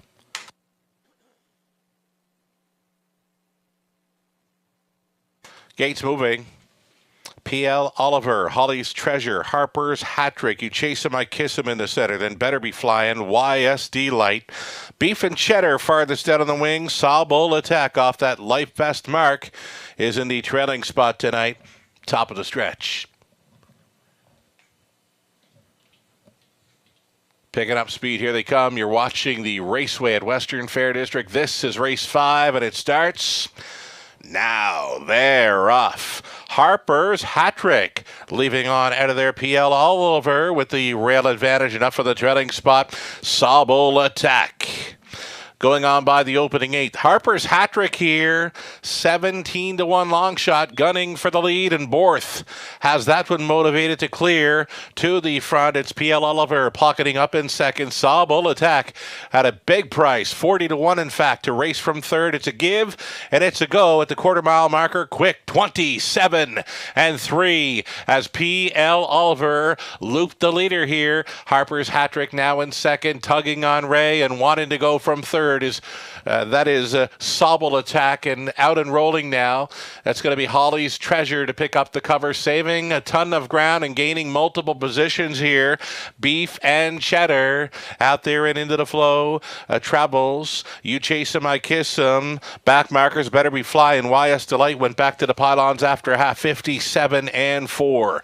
On to the 5/8. PL Oliver on top. Sawbull Attack pressing on here. It's going to be Holly's Treasure thinking about the 3 wide side as they straighten up to 3/4, and they bunch up now going to that station. P.L. Oliver, Sawbull Attack locked in the box there. Third is a Harper's Hat Trick out there. Fourth, those spinning her wheels. Holly's Treasure way up on the outside. You Chase 'Em, I Kiss 'Em, knifing on through. Better Be Flying. They're in a bunch by 3/4, 126-2. P.L. Oliver, Sawbull Attack not going away. Holly's Treasure finding a better stride. Any one of 8. They're going to come from everywhere as they swing for home. Show them if you got them time. P.L. Oliver, Sawbull Attack. Here's Holly's Treasure, grandstand side. You Chase 'Em, I Kiss 'Em. How about Sawbull Attack at 40-1? He wins it. Tight for second. That was You Chase 'Em, I Kiss 'Em up against P.L. Oliver, 156-1, and Razor's in for 2.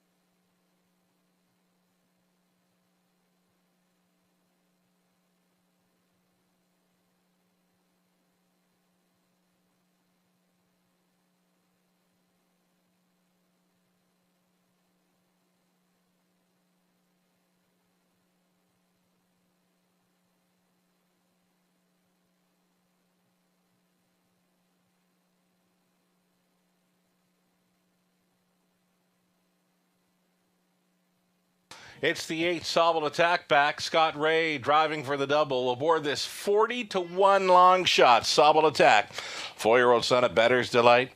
Head of Ambrosia Sealster by Up the Credit for Sobel Hill Farms. And Nasosito Racing Inc. Otis Hall trending Scott Ray on for the victory. Comes in off a lifetime best of 54-3. Blows it up here as the longest shot on the board. Sobel attack wins here in 56-1.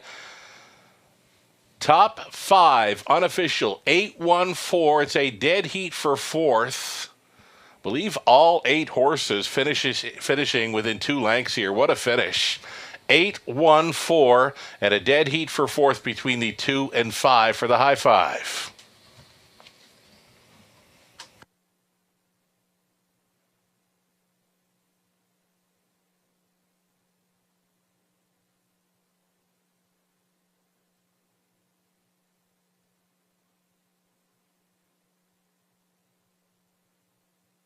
And with the victory to the 8 Sobel attack, there was no live money remaining in play for the 8 in the pick 5 play. That's going to make it a huge carryover for the race 7 pick 5 play. Again, there was no live money, no will pay recorded for number 8 Sobel attack in race 5. That's got a huge carryover for the pick 5 pool going into race number 7 this evening.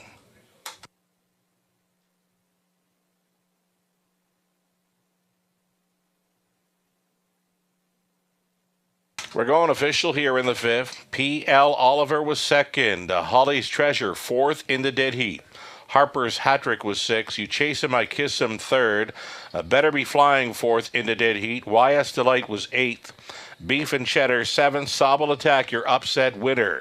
27-3. 57-4, 126-2, a mile of 156-1. Sobel attack for 2 in a row. Scott Ray driving for the double. Top down a 2-4 dead heat, 6-3 4 dead heat, 8-7 and a 1 on the bottom. 86.50 to win on Sobel attack. The high 5. Couple of high 5 payouts. They're both coming back at over $1,000 on a 20-cent wager. The exactor in the 5th, 443 even. A dollar try worth $1,068.10. And again, no winning combination for tonight's early pick 5. It's going to be $17,412 in carryover money added to our late pick 5 tonight. Non-jackpot, of course. Race 7, non-jackpot, pick 5 play, $17,000 plus carryover. Plenty of time to get your selections together for a late pick 5 in London. We'll have Robert Reed Jr.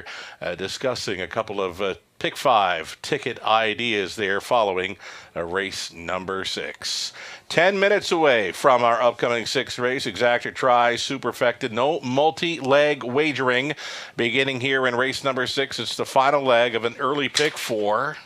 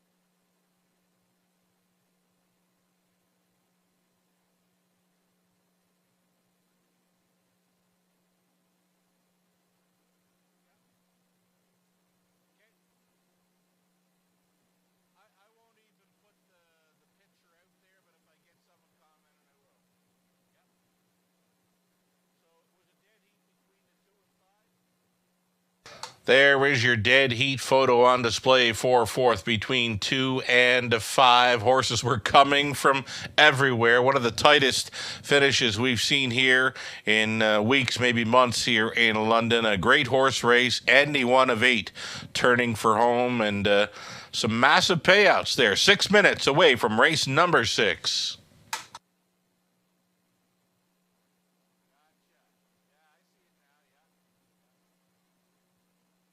One thing we'll point out here, it may actually look like the 2 is ahead of the 5, but it's actually the foot from number 5 that's kind of extending the nose on number 2 in this photo for 4. It's just been explained to me by racing officials again. It might look like the 2 is ahead of 5 here on the line for that dead heat. It's actually the foot from number 5 extending off of the nose of number 2 here that would make it look like that. But anyway, you slice it. Great horse race in the 5th. We're on to race 6 in about 6 minutes.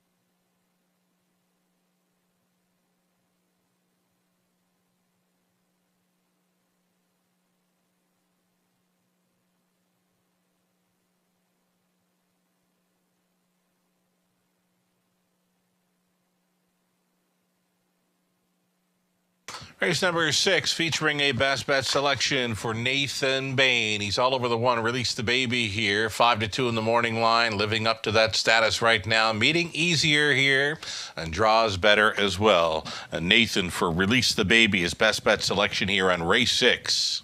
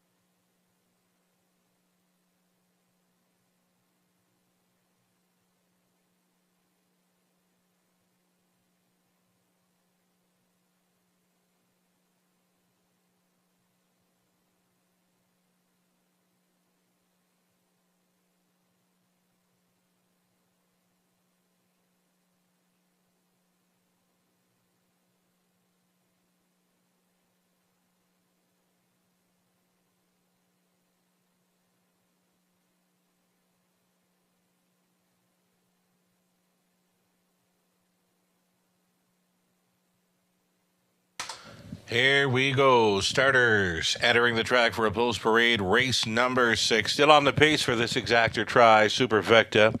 Number 1, Release the Baby. Ross Batten will be driving. Ross training for owners Carter and Caleb Wright. Delta Greystone to Eli Wegler. Training and driving for Neil Desborough. One last bet. Going on lane 6 this evening for Brenda Selwyn Waxman along with Tess Waxman and Jordan Miller. Richard Morrow trains. Land of Paradise, number 4, Ryan DeRoche for Scott and Brad McNiven along with Tom Broadhurst and Shirley Griffin. Scott McNiven trains. William Ham, the owner, trainer, breeder of 5, Insincerity, Tyler Borth. And number 6, True Horizon. It's Colin Kelly driving for Steve Adams, trainer Jacob Roberts. Outside chance for number 7, the current favorite here, Charmbo Bree, getting some class relief here. Owned, trained, and bred by John Ryer. Paul McKenzie on board as 7, Charmbo Bree. Those are your starters here for race number 6, exactor try, and a superfecta opportunity.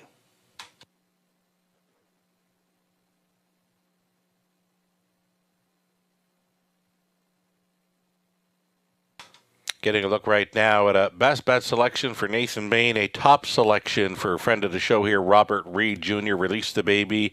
Ross Batten will be driving this one.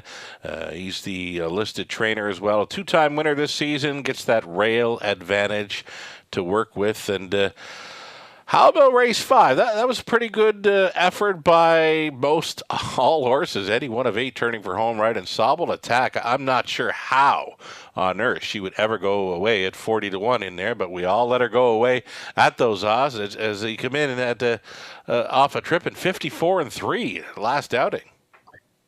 Yeah, it was a fantastic race all around, but I also agree with Garnet Barnsdale Sugar. A fantastic race call there. All the horses were in contention, and you called it perfectly. Well, thanks. I have a great time here doing what I love, loving what I do, doing what I love, right? So it's always a good time when you see a great horse race like that. They make my job so easy. So, yeah, the high fives paid well, and no winning combination of an early pick 5 onto that horse. So, huge opportunity to chase after a big score that will begin in race number 7. Plenty of time to map out ticket ideas. We'll come back and talk up that pick 5 carryover now, beginning in race 7. $35,000 guaranteed pool with $17,000 plus carryover money added. Release the Baby. You like her, hey, with that inside post?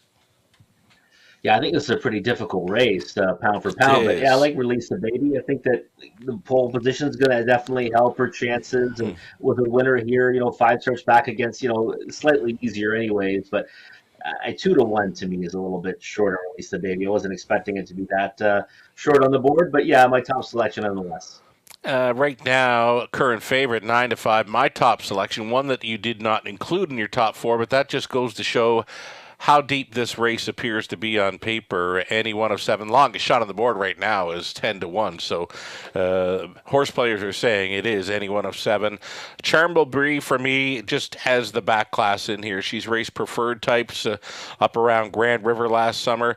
Had an extended layoff, a long time between races going into 2022 for Charmbo Bree. It doesn't get any easier here with the class drop as she has to overcome that outside post 7. Yeah, that was the key for me, was the post 7, and obviously right now taking support at 2-1 in her back class would warrant that, but it's still difficult to win from out there, and we see 6-6-6 in her last 3, and now we slide out to the outside post. So I kind of left her off in here, and if she wins, certainly I would understand why. Okay, number 4, Land of Paradise. This one took some serious action when James McDonald hopped on board on May 11th. That was the Ontario Regional Drivers' Championship night where they were all flying. Did manage to go a trip in 55-2, but she shows being parked throughout. I've always said if you're parked on a half mile, you've got to allow about 2 seconds for that. Yeah, and when you look at her overall, you say last time over bet, right? And now if you backed her last time, even though James McDonald was aboard, you're getting 7-2 this time and against, similar company. I don't know how you don't go back to this one, to be honest, because last two back it was actually a great effort. First over a long way before she finished second. So I look at Land of Paradise right now. I thought she would get more action on here. 4-1's a good price in the 4 Land of Paradise. Right on final call. We're seconds away. Still time for wagering. Race 6 in London.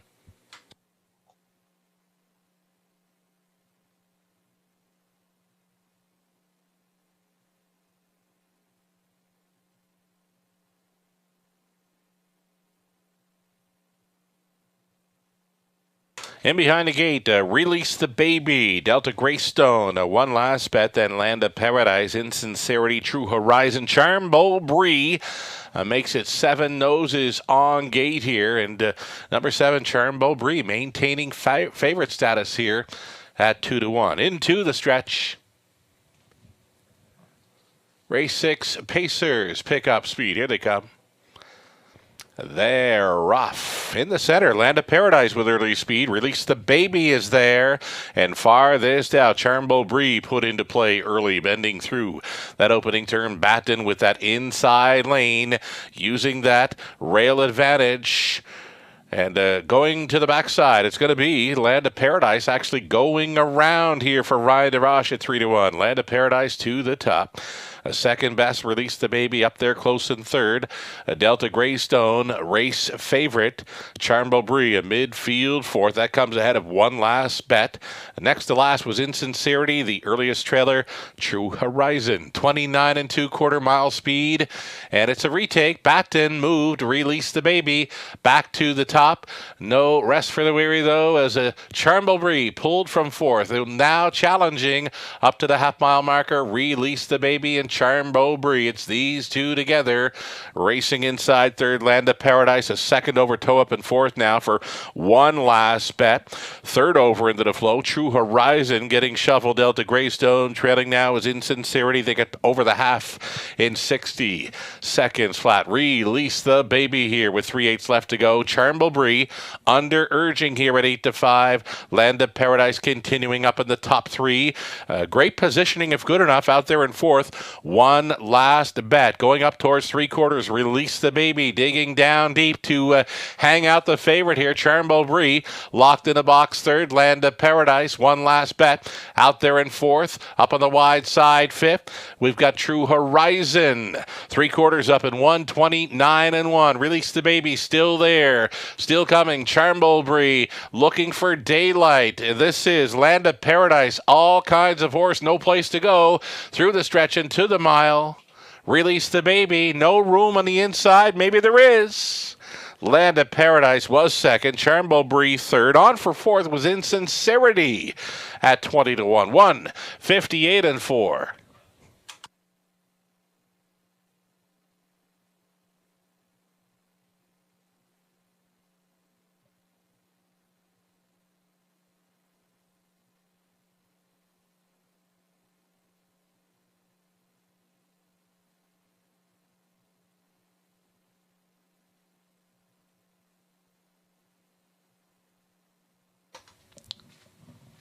One, 4, 7, and 5. Your top four unofficial.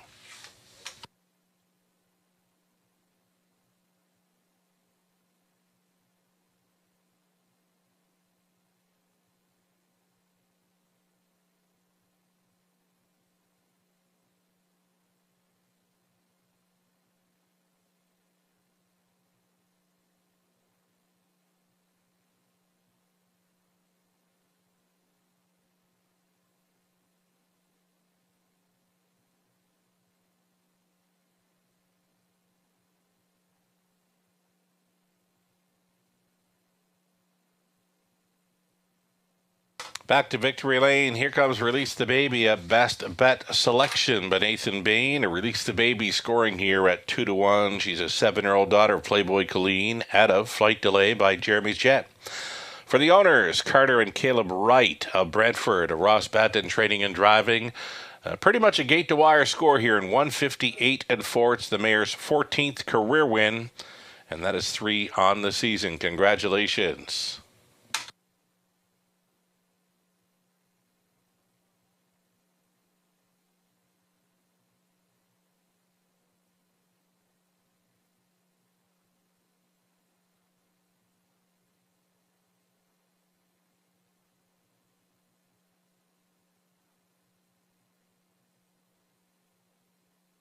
Going official here, Release the Baby, won at Delta Greystone, 7th, One Last Bet, 5th. Land of Paradise, 2nd, Insincerity, 4th, True Horizon, 6th, Charmel Brie was 3rd, 29-2. A minute, 129-1. The mile was 158-4 for Release the Baby. Top down, a 175-2-4, 6-3. 610 to win. Exacta worth $17.20. A dollar try, $17.40. The super for a buck, $71.35. The pick 4 on to race 6. 20-cent pick 4 comes back at $1,500. $25.69 if you played it for a buck. $7,628.45 for the early pick 4. Race 7 is next. We'll give you plenty of time to map out a late pick 5 ticket. Coming up, race 7, it's the $17,000 plus carryover for a $35,000 guaranteed late pick 5 pool. Carryover in effect, exacta try, superfecta also being offered here. It's top class mares to start things up here on the pace. Preferred 2 and 3 handicap with post positions 6 and 7 being drawn together. 14 minutes to come up with a late pick 5 ticket here on race number 7, the carryover in effect. Good luck.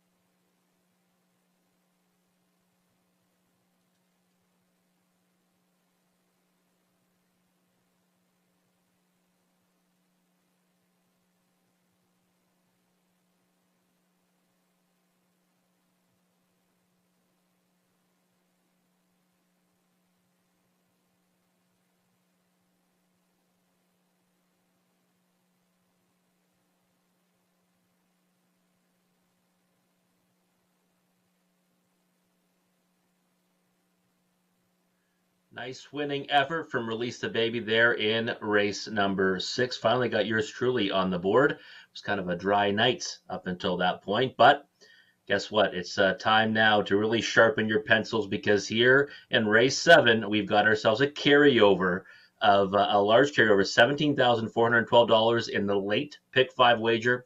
Low takeout, 15%. Now the guarantee, $35,000.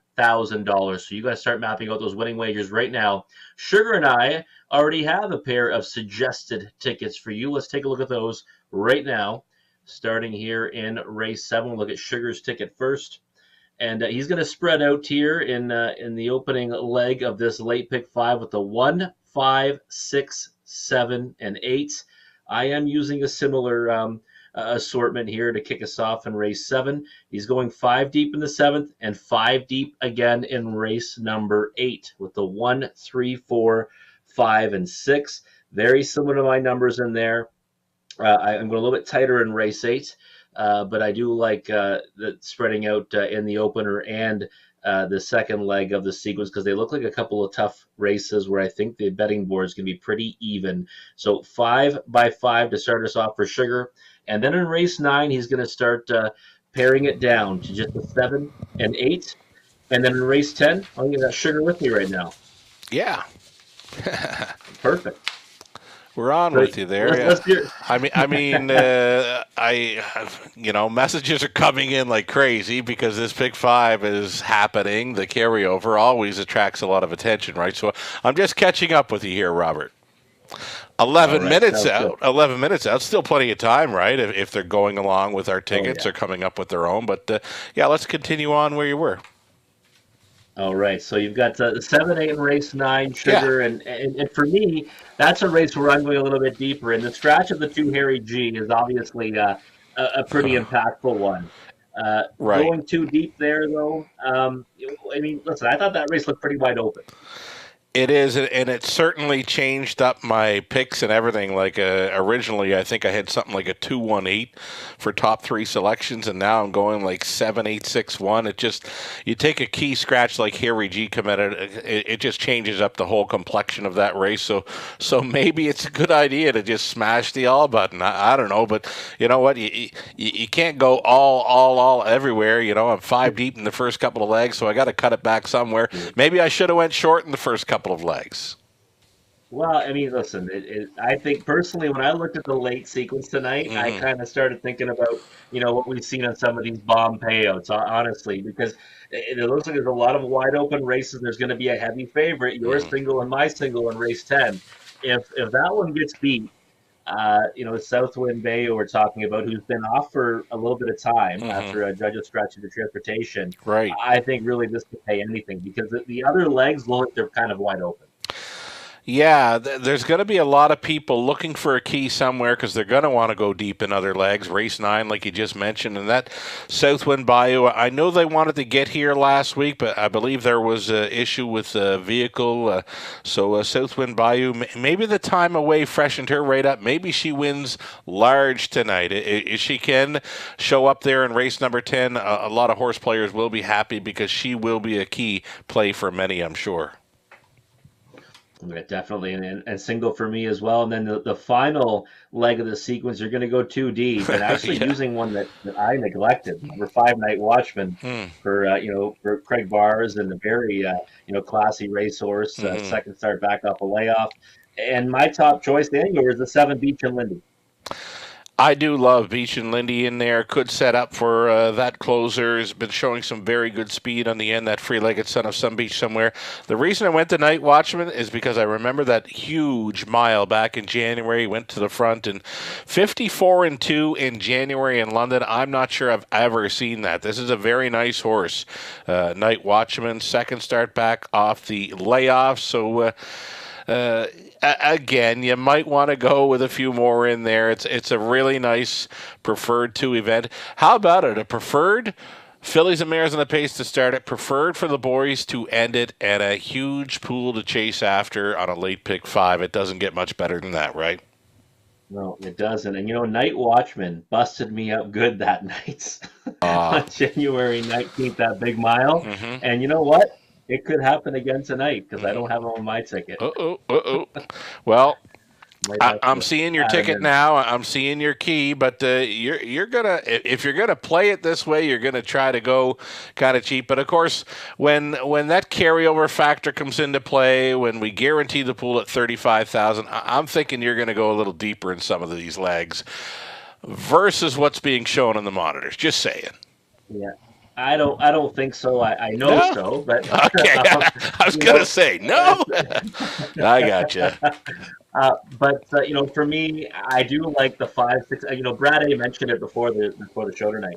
He said, Robert, looking at your tickets, and I see a lot of outside posts. And Yeah. I looked to the start of the card. I said, well, I see quite a few inside ones. Then I looked to the late sequence, which I think is really difficult, and I see all kinds of outside posts. So look at that. The first 4 legs, I don't have a number inside of 3, which is just insane. Yeah. Really, here at the Raceway. But Kinda right. 5, 6. Yeah, it is.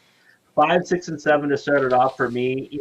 I might even key Sporty Tori on a couple tickets, and the reason behind that is we know she's a horse that can win from anywhere, right? I know it's a half-mile track and you want to be behind speed, Right. but she's a horse that loves it here in London, and I think she can really win from anywhere. And right now, 9-2 on the board, that's a pretty big price on her.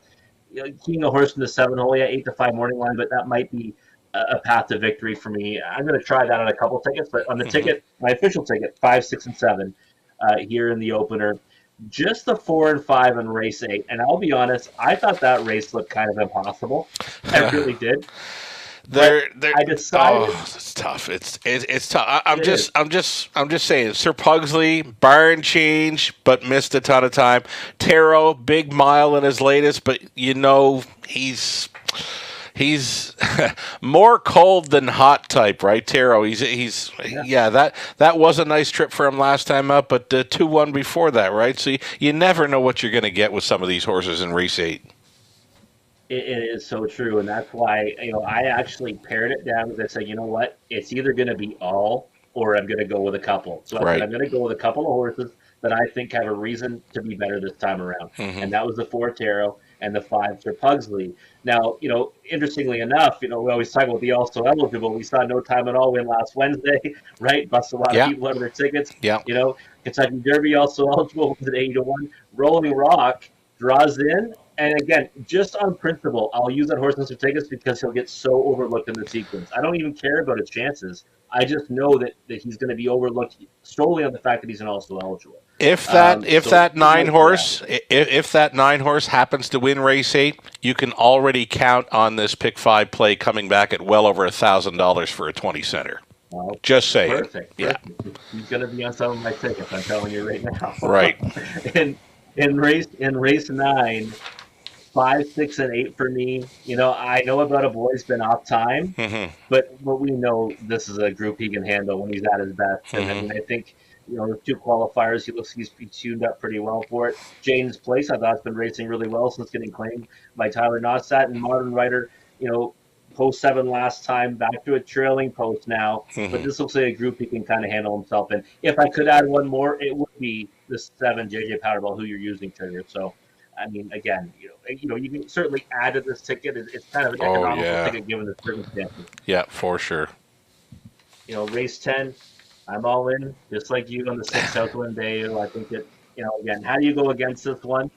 And again, if you're someone who wants to try to take down a big ticket, this is the race you look to beat the horse in, right? Because if she gets beat, it pays, no matter what. Yeah.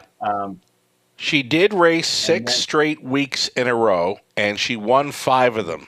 But now, 3-week break, she either comes back really, really good, or she's just going to be a little bit sluggish because of the layup. But I'm thinking she'll be sitting on a big one. I think she's a nice key there in race 10.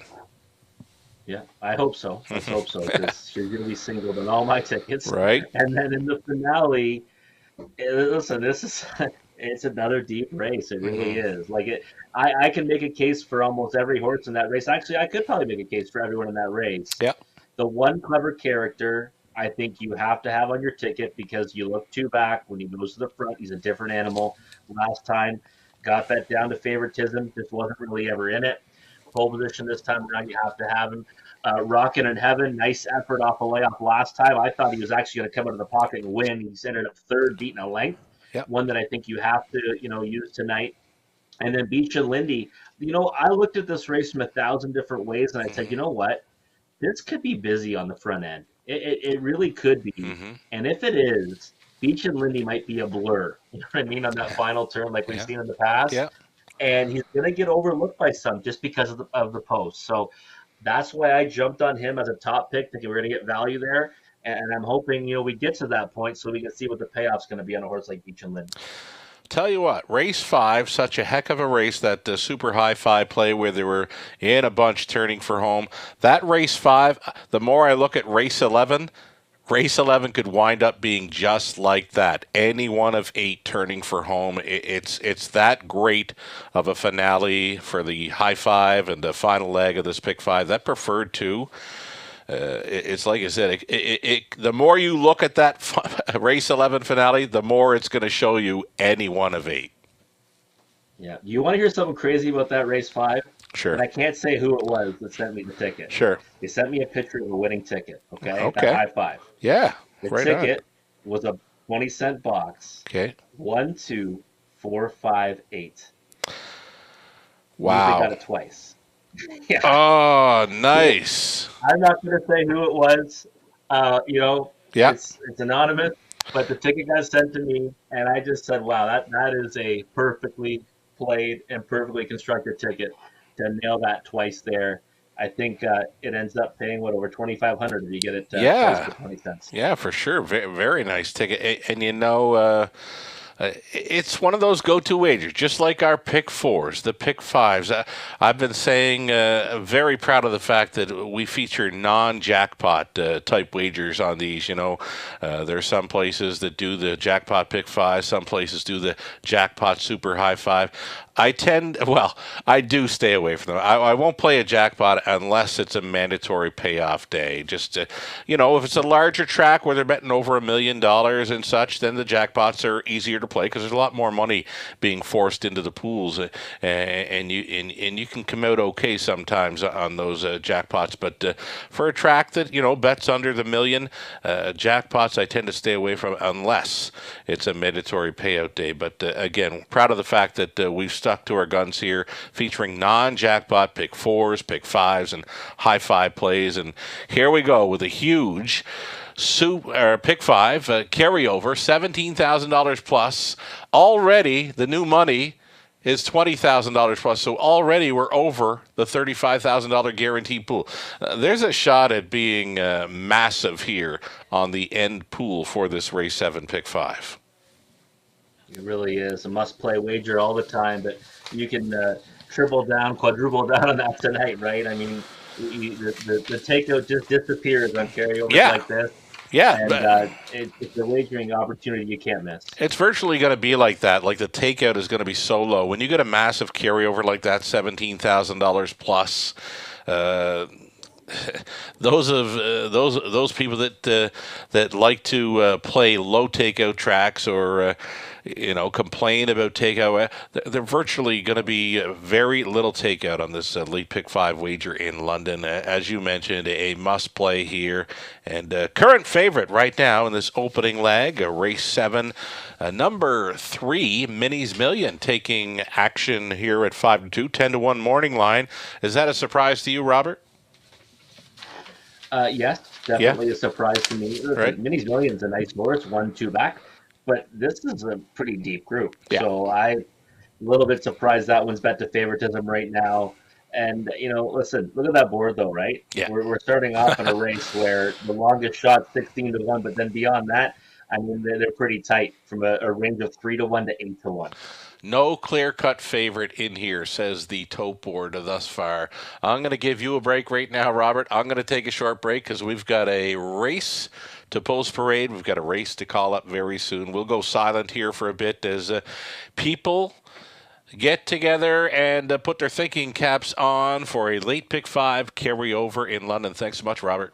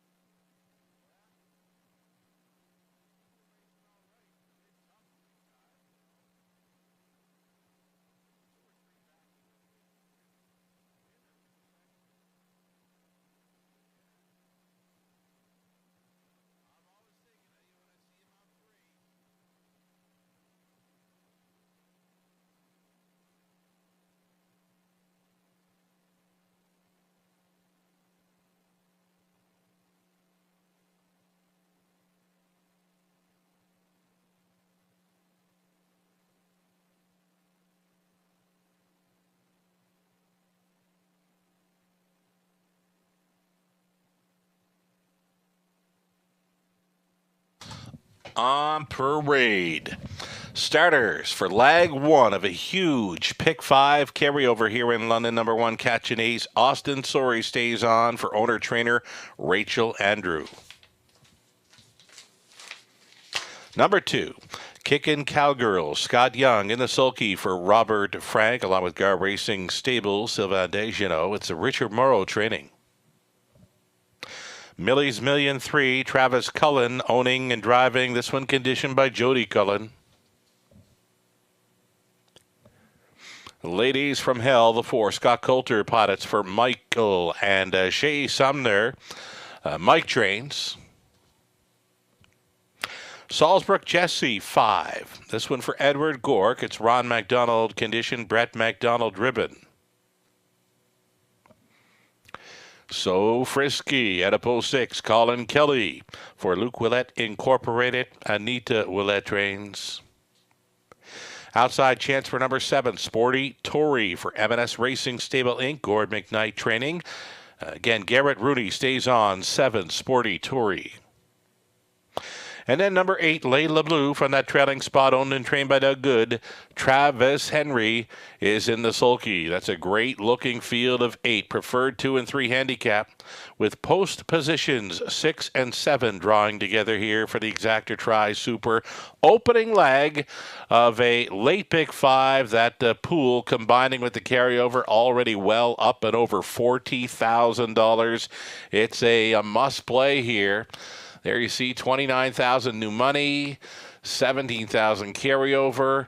That's going to go over $50,000 for a late pick 5 pool.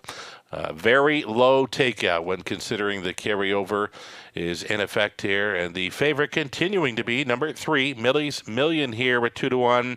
Sporty Tory, a top selection for Robert Reed Jr. and myself. Huge push for the lead, and then an easy going away winner last time out with Garrett Rooney on board.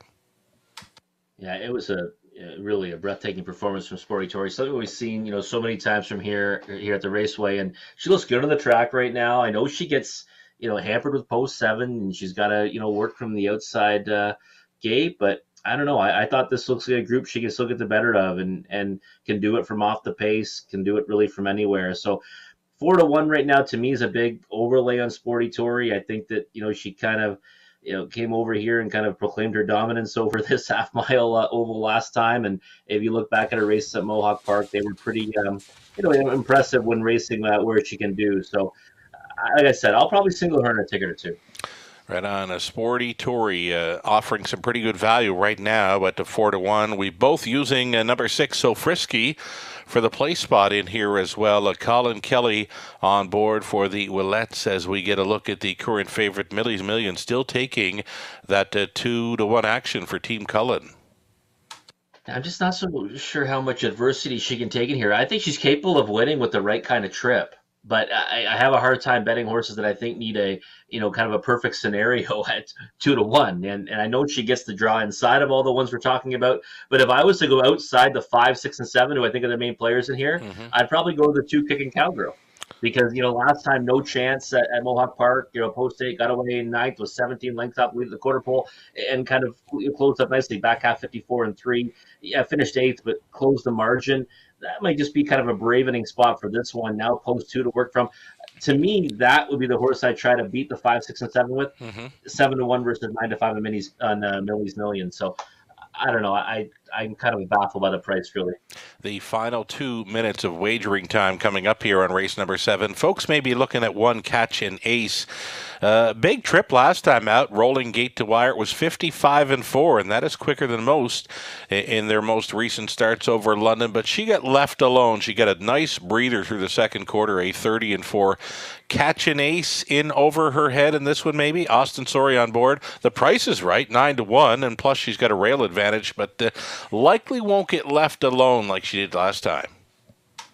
I want to say yes, that maybe in over her head, because I kind of would liken her to Millie's Million, right? Like in the sense that I looked at it and said, okay, inside post to work from, that raises her stock, but I don't know if she can do with these.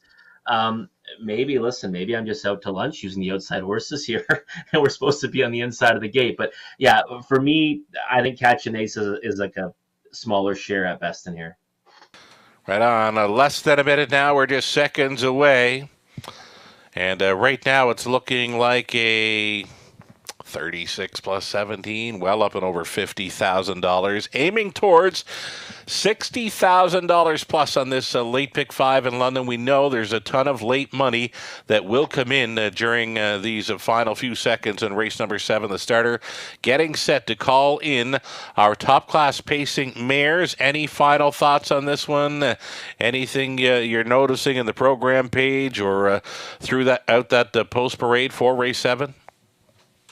I just, listen, the price is held up on Millie's Million, right? That's where everyone's flocking to right now, 9-5. I don't know.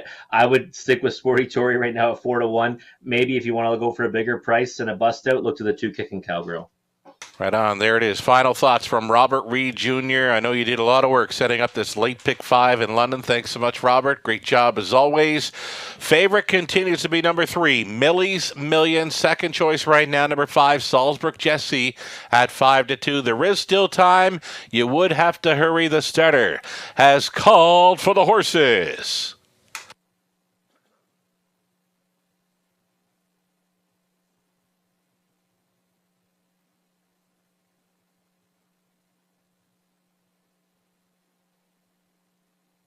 Gates moving.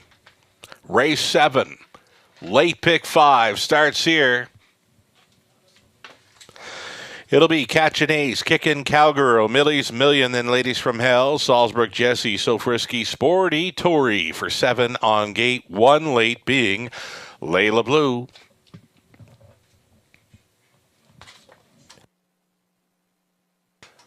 Picking up speed. Here they come. They're off. Salzburg Jessie, Millie's Million towards the inside. Catch an Ace. Into the opening turn, Catch an Ace leading those Salzburg Jessie. Going best of all through this opening turn. She's going to clear. Salzburg Jessie has made the lead. Second best, Catch an Ace, Millie's Million third. Midfield fourth for Layla Blue for that trailing spot. That comes ahead of Kickin' Cowgirl. Ladies from Hell, the back markers are the 6, So Frisky, and 7, Sporty Tory. She'd have to do it from last. Soft opening quarter mile here. 28 seconds flat. Salzburg Jessie appears to have set the table early. Catch an Ace for the trip here in second. Third best, Millie's Million. Continuing fourth, Layla Blue. No one in a hurry just yet to take a shot on this leader. She's being left alone, just coasting up to the half-mile marker. Salzburg Jessie well in hand and in command through a half, just 57-2. Definitely has the teletimer on her side in this one. Catch an Ace continuing to follow along. Layla Blue getting underway and uncovered third, and she's under urging. Following up on the move is the Ladies from Hell. Now a buried fifth for Millie's Million, setting it up third over. So Frisky. Then it's back to Kickin' Cowgirl. Nothing yet from Sporty Tory. She's last. Up by 3/4. Not to see a challenger yet. Salzburg Jessie by 3/4, 126-1. She was 28-4 through the third. Catch an Ace now pocket pulling for Austin Sorry, and she's got some pace here with just over an eighth left to go. Salzburg Jessie, Catch an Ace, Millie's Million coming late into the stretch they come. Salzburg Jessie, Catch an Ace ahead in front for long shot. Catch an Ace. Here's Catch an Ace, a 10-1 value player. Austin Sorry in for 2. He takes the top class for pace and mares. Salzburg Jessie finishing second. Kickin' Cowgirl third. 155-2. Catch an Ace for 2 in a row in London.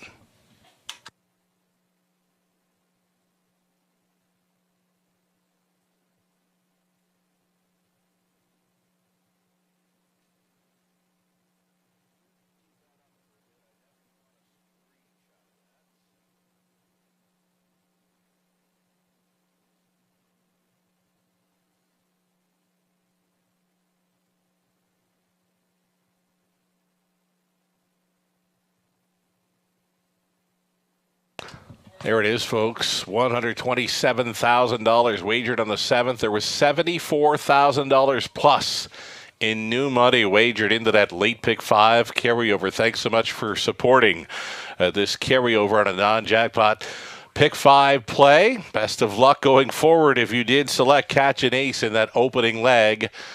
as a 10-1 upsetter.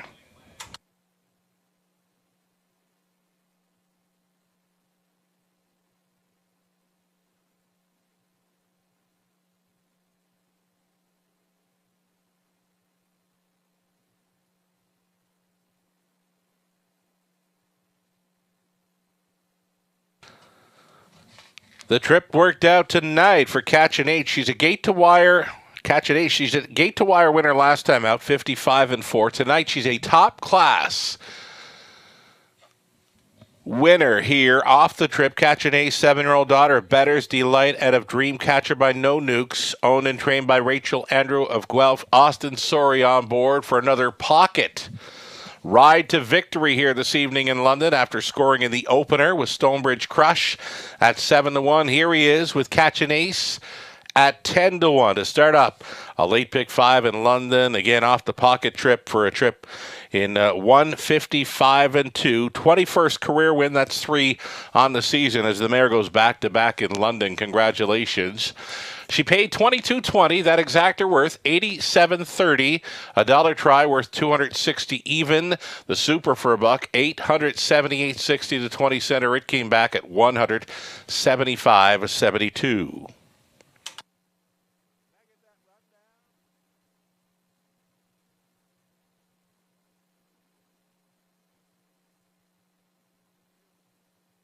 Here's that official rundown from the 7. Catch an Ace, your winner. Kickin' Cowgirl, 3rd. Millie's Million, 5th. Ladies from Hell finished 7. Salzburg Jesse, 2nd. So Frisky, 4th. Sporty Tory, 6. Layla Blue finishing 8. 28. 57-2. 126-1. A mile of 155-2. Catch an Ace for the race 7 upset. Top down a 1-3-5-7-2 for 6 and 8. 8th up and coming will begin tonight's late pick 4. Scratch the 7, Kendall Fresco. The 9, Rolling Rock, is going to move in and leave from the outside post 7. Put a blind bridle on 6, Print Media. We're 3 minutes away from race 8. Again, exactor, try, super. It's a late pick 4 starting up. Good luck.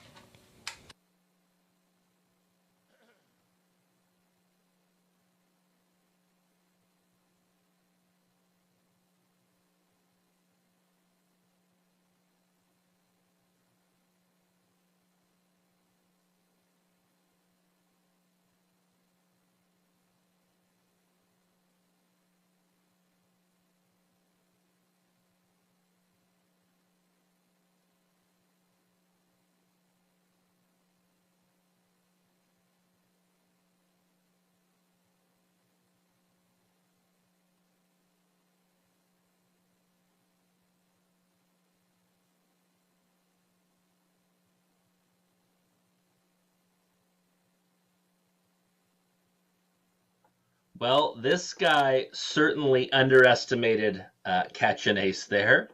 10-1 winner, perfect trip, and certainly one that's kind of coming to her own again lately. Now won 3 of her last 5. Nice effort there from Catch an Ace. And, well, we needed Salzburg Jesse after So Frisky and Sporty Tory ended up at the back of the bus. Didn't work out, but good luck if you're still alive. That's a big bust out to start off that huge pick 5. But good news is, the late pick 4 starting up right now, guaranteed pool, $7,500. Low takeout, 15%. Let's see what Sugar and I have cooked up for you tonight in this sequence. We'll look at Sugar's ticket first. And I believe he's spreading out here. Yep, the same 5 horses, the 1, 3, 4, 5, and 6. I do like that spread there. I'm going to go a little bit more thin to start us off, but I do like what he's done here. This is a difficult race to start off this sequence, no doubt about it. And then in race 9, that's when he kind of pairs down to a couple of horses that I think won't necessarily be bet to favoritism. There'll be horses that take support, but the 7 JJ Powerball and the 8 Modern Rider are a couple of horses that I think can provide some value to the sequence, both the pick 4 and the pick 5. And then singling off on the same horse that I've got singled to, the 6 Southwind Bayou in race number 10. She's just been racing so great as of late. Only concern is the time between starts, but that might even work to her advantage at how hard she's been racing. And then race 11, the money leg of the both the pick 5 and the pick 4, the finale of the night, preferred to the feature. He's got the 1, 4, 5, and 7. Clever character, Rockin' on Heaven, Night Watchman, and the 7 Beach and Lindy. Both Sugar and I have that one on top. And I think that, again, we need to see a little more action than we saw in that last race. But I think Beach and Lindy can kind of get there, even from the outside post, if there's some action up front. Let's look at my ticket now in this late pick 4 wager. And for me, I'm going to start off with, is that right? No, that's not right. And we're going to start off with let me see here. Oh, that is right. That's what looks like. I made the mistake, guys. My apologies. So what's on the board right now is actually wrong. It looks like I sent in the wrong ticket. So my apologies. We're going to go with the 4 and 5 here. We'll go with the 4 and 5 here in the opening leg here in race 8, keeping it the same as my pick 5, basically, with the 4 and 5 Tarot and the 5 Sir Pugsley going 2 deep here in race 8. Again, I made a mistake tonight, folks, but we're going 2 deep there with the 4 and 5, 2 that I think have a reason to improve. And then in race number 8, going with the 5, 6, 7, and 8 on this one, actually. The 5 About a Boy, the 6 Jaden's Place, the 7 JJ Powerball, and the 8 Modern Writer. And then in race 9, singling the 6 Southwind Bayou. Again, same single that Sugar has on his ticket. And then in race 11, the 1, 3, 4, and 7. That's the 1 Clever Character, the 3 Alex Having Fun, the 4 Rockin' in Heaven, and the 7 Beach and Lindy. That race could be wide open. I just think they're the ones that, figure to kind of come up with better efforts based on their post positions, based on their spots, and Rockin' in Heaven 1 coming back second, start back off a layoff, race well last time. So again, just recapping that ticket because yours truly did make a mistake. The graphic was wrong. 4, 5 in the opening leg, so 2 deep there, and then going 4 deep in race 9, the 5, 6, 7, and 8 puts us at $8 for $1. Single in race 10 of the 6, and then going 4 deep, the 1, 3, 4, and 7 in the finale, and that ticket will cost us, there it is. Thanks, guys. That's an awesome job right there. $32 for $1, or $6.40 for 20 cents here in this late pick 4 sequence. Awesome job with the broadcast team to hear me talk through that and then put it on the board for us. But guaranteed pool, $7,500. Low takeout, 15%. 5 minutes away until the horses will be moving out onto the track for race 8. Sugar and I will take a closer look at this dash after the post parade.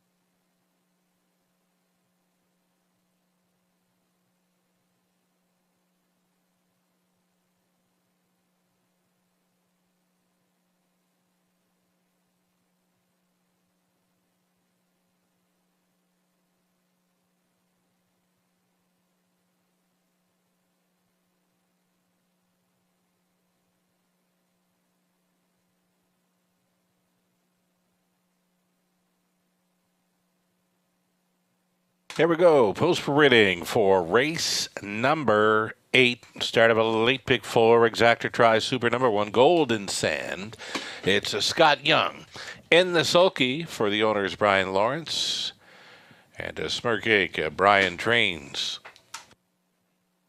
Number 2, Mockart in motion. Austin Sorey trying for his triple here for the owners of Raymond and Catherine Stewart. Raymond Trains. Joe King 3. Owned by Ezra Miller. Mauricia Miller training Tyler Moore in the sulky. The 4, it's Tarot. Colin Kelly for owner-trainer David Frey. Sir Pugsley 5, owned by Robert Woodburn, now trained by Cassidy Schneider, Travis Henrya. Print Media 6, switching to a blind bridle for Bobby Weinhold Harris. Joey Squires training Bradley, make it to Jay Harris doing the driving. Sorry, Jay.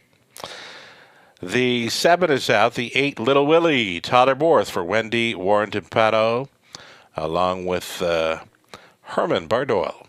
It's Mike Timpato training. And the 9, Rolling Rock, is going to move in for Karen Corner. The trainer, Jeff O'Brien. The driver is Johnny Hahn. That is a field of 8 on the pace for an Exactor Try Super, the start of our late pick 4.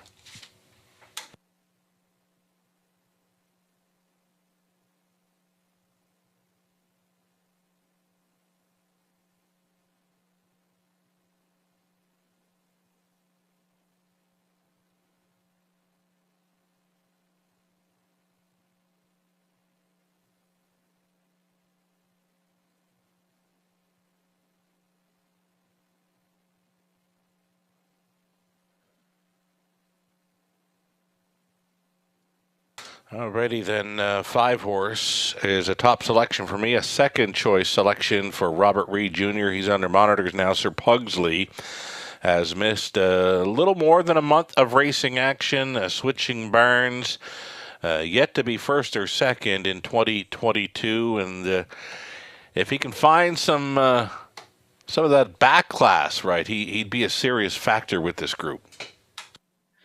You'd have to think so, right? A 34-time winner, over 430,000 in the bank, and that's when you don't mind a horse kind of being off that kind of time, right? Sugar, barn change in between, Right. let them kind of figure out the horse and maybe get him back to where he needs to be. But a horse that on his best day, would kind of lay over this group, right? I agree completely. Sir Pugsley just missing, I believe, in a Gold Cup and Saucer a few years ago as well. I believe Jason Hughes would have been on board Sir Pugsley a few years ago in a Gold Cup and Saucer race, and forgive me if I'm wrong on the driver, but I'm just going back to where I probably had a few pops on the night as well. But anyway, let's go on and talk about Tarot. Tarot, very sharp-looking horse. I've always liked this fella, but he's always been that hot and cold type. You look at his stats from his last couple of seasons. From 21 starts, he's been third 4 times. But for me, just a really good 4th last time out over Flamborough. I know he saved ground throughout, but yeah, he's just one of those horses, the hot and cold type, as we go inside of 2 minutes. Yeah, he definitely is the hot and cold type, and it's no top 3 finishes in 8 starts this year, and 4 thirds last year to 13 starts. But this is really an easier spot for him, I think, and post 4 to work from. It just looks like a group that he can get the better of, and I put him on top because looking at this field top to bottom, there was no one that I looked at and said, what, this is a horse I want to hang my hat on. So I said, I'll give Tarot a roll. I thought last time it was a nice effort, and I thought he'd be value. And 7-1 on the board right now, to me, that is the value on the board.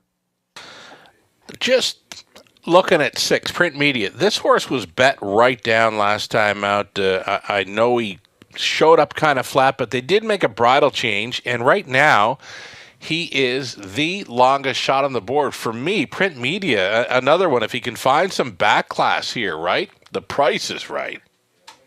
Oh, no question about it. What do I always say, right? If you were on this horse last time at 3-1, you almost have to come back to him and back the same class at 14-1 this time around. He should not be that kind of price in here, I don't think. And again, in a field that I went with Taro looking for a horse that I don't want to take a short price on in a wide open group.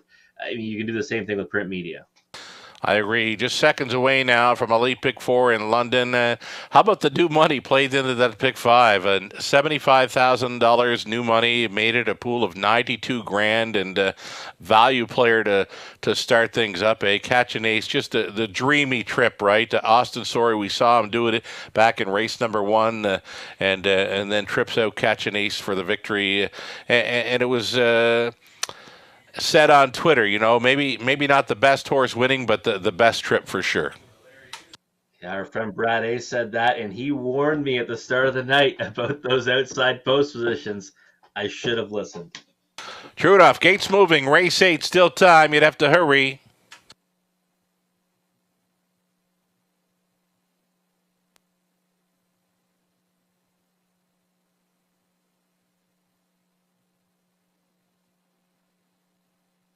In behind then, Golden Sam, Alcard Emotion, Joe King, Tarot, Sir Pugsley, Print Media, Rolling Rock, Little Willie is in the back tier spot. They're picking up speed.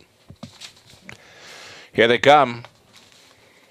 And away they go, Sir Pugsley, Print Media, 1-2, and then up in the center, Tarot with some early speed. Tarot flashing his early speed here to go on, and it's Colin Kelly and Tarot to the top. A Golden Stand is second. Out there in third, Sir Pugsley plugged in from the back tier spot to be fourth. Little Willie looking for some pylon position there at a fifth. Print Media. And backed off there in the sixth was Joe King. Then we go back to Rolling Rock, the earliest trailer. Mockart in motion. Single file early here in the quarter mile, 28-1. Tarot looking very brave here on his front end mission. Kelly straight back on him. 6-1. Value player up front, Tarot. Golden Sand continuing in second. Little Willie looks at it from third. Sir Pugsley fourth. A peek to the outside of fifth. Print Media gets underway. That's going to be some cover here for Joe King. Down in front of us, they travel and pairing up at the half-mile marker. Tarot in command. It's going to be Little Willie. First up and challenging. He's right on the wheel of the leader now. Half was up in 58 seconds flat. Tarot on the lead. Little Willie challenging here. Third and in for Golden Sand. Print Media is out there in fourth, though he is gapping on his cover. Sir Pugsley as a locked and blocked fifth off the back end in sixth. There goes Joe King. Joe King might be about 3 or 4 wide here, going up by 3/4. And ahead in front now for Little Willie. Tarot fights on. Up between Pacers, Print Media, far side, Joe King. And in behind the wall, Sir Pugsley getting set to make the swing for home. Little Willie on top, battling on. Tarot, Print Media, angling for the 3 wide path. Golden Sand is sticking around in the stretch. Little Willie doing lots of work here. Print Media, Tarot, in between Pacers, Golden Sand. Little Willie at 5-1. Tarot stayed on for a second, then Golden Sand. And it looked like Print Media fourth, 156-4.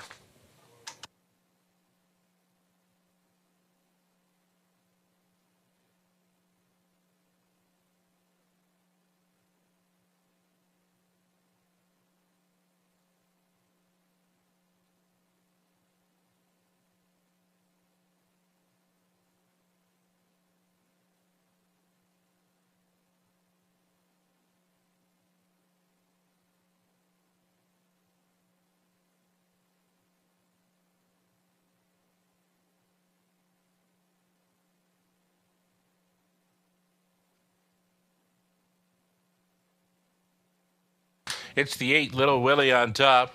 Morning line favorite here, winning at 5-1.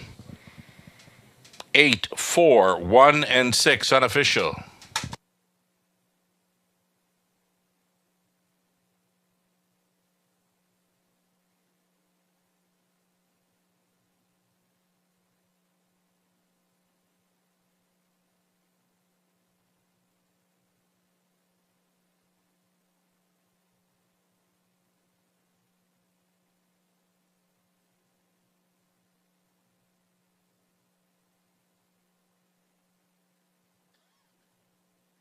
Here's Tyler Moores coming back.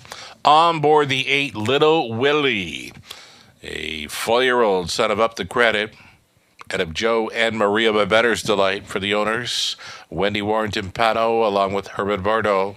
It's Mike Timpano conditioned, Todd aboard, driven to win.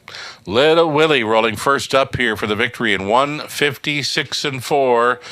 Getting off the schneid here as he wins his first of 2022. Congratulations.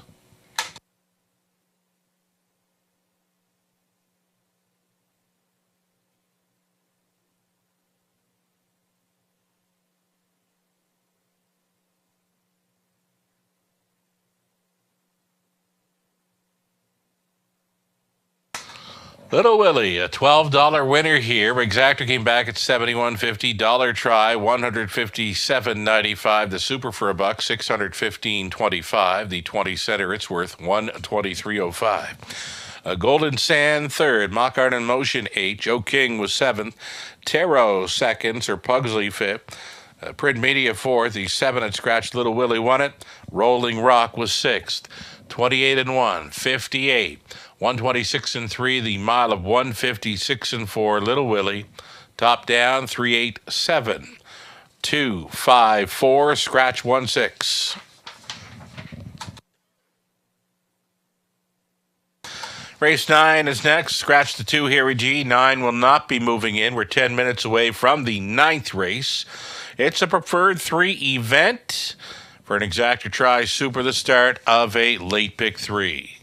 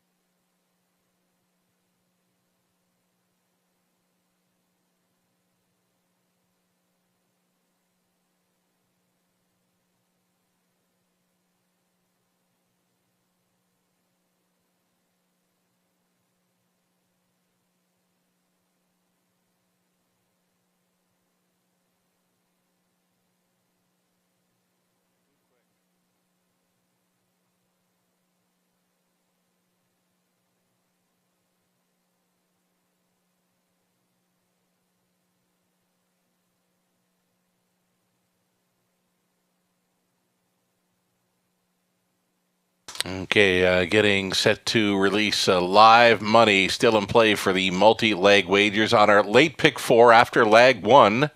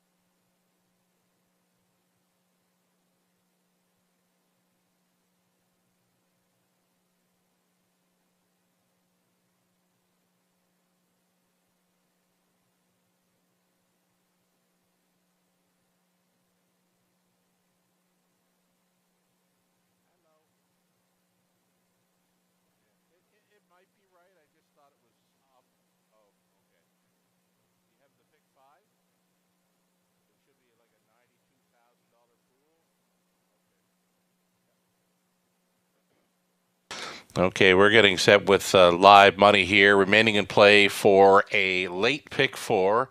Here it is, a $13,000 plus pool, the live money in play following the victory by Little Willie at 5-1. There's $1,663 live from the $13,000 plus pool. The late pick 5 money coming up. And there is the live money in play. A late pick 5, $1,169 live from a $92,365 pool. Again, $1,169 live from a $92,000 plus pool after leg 2.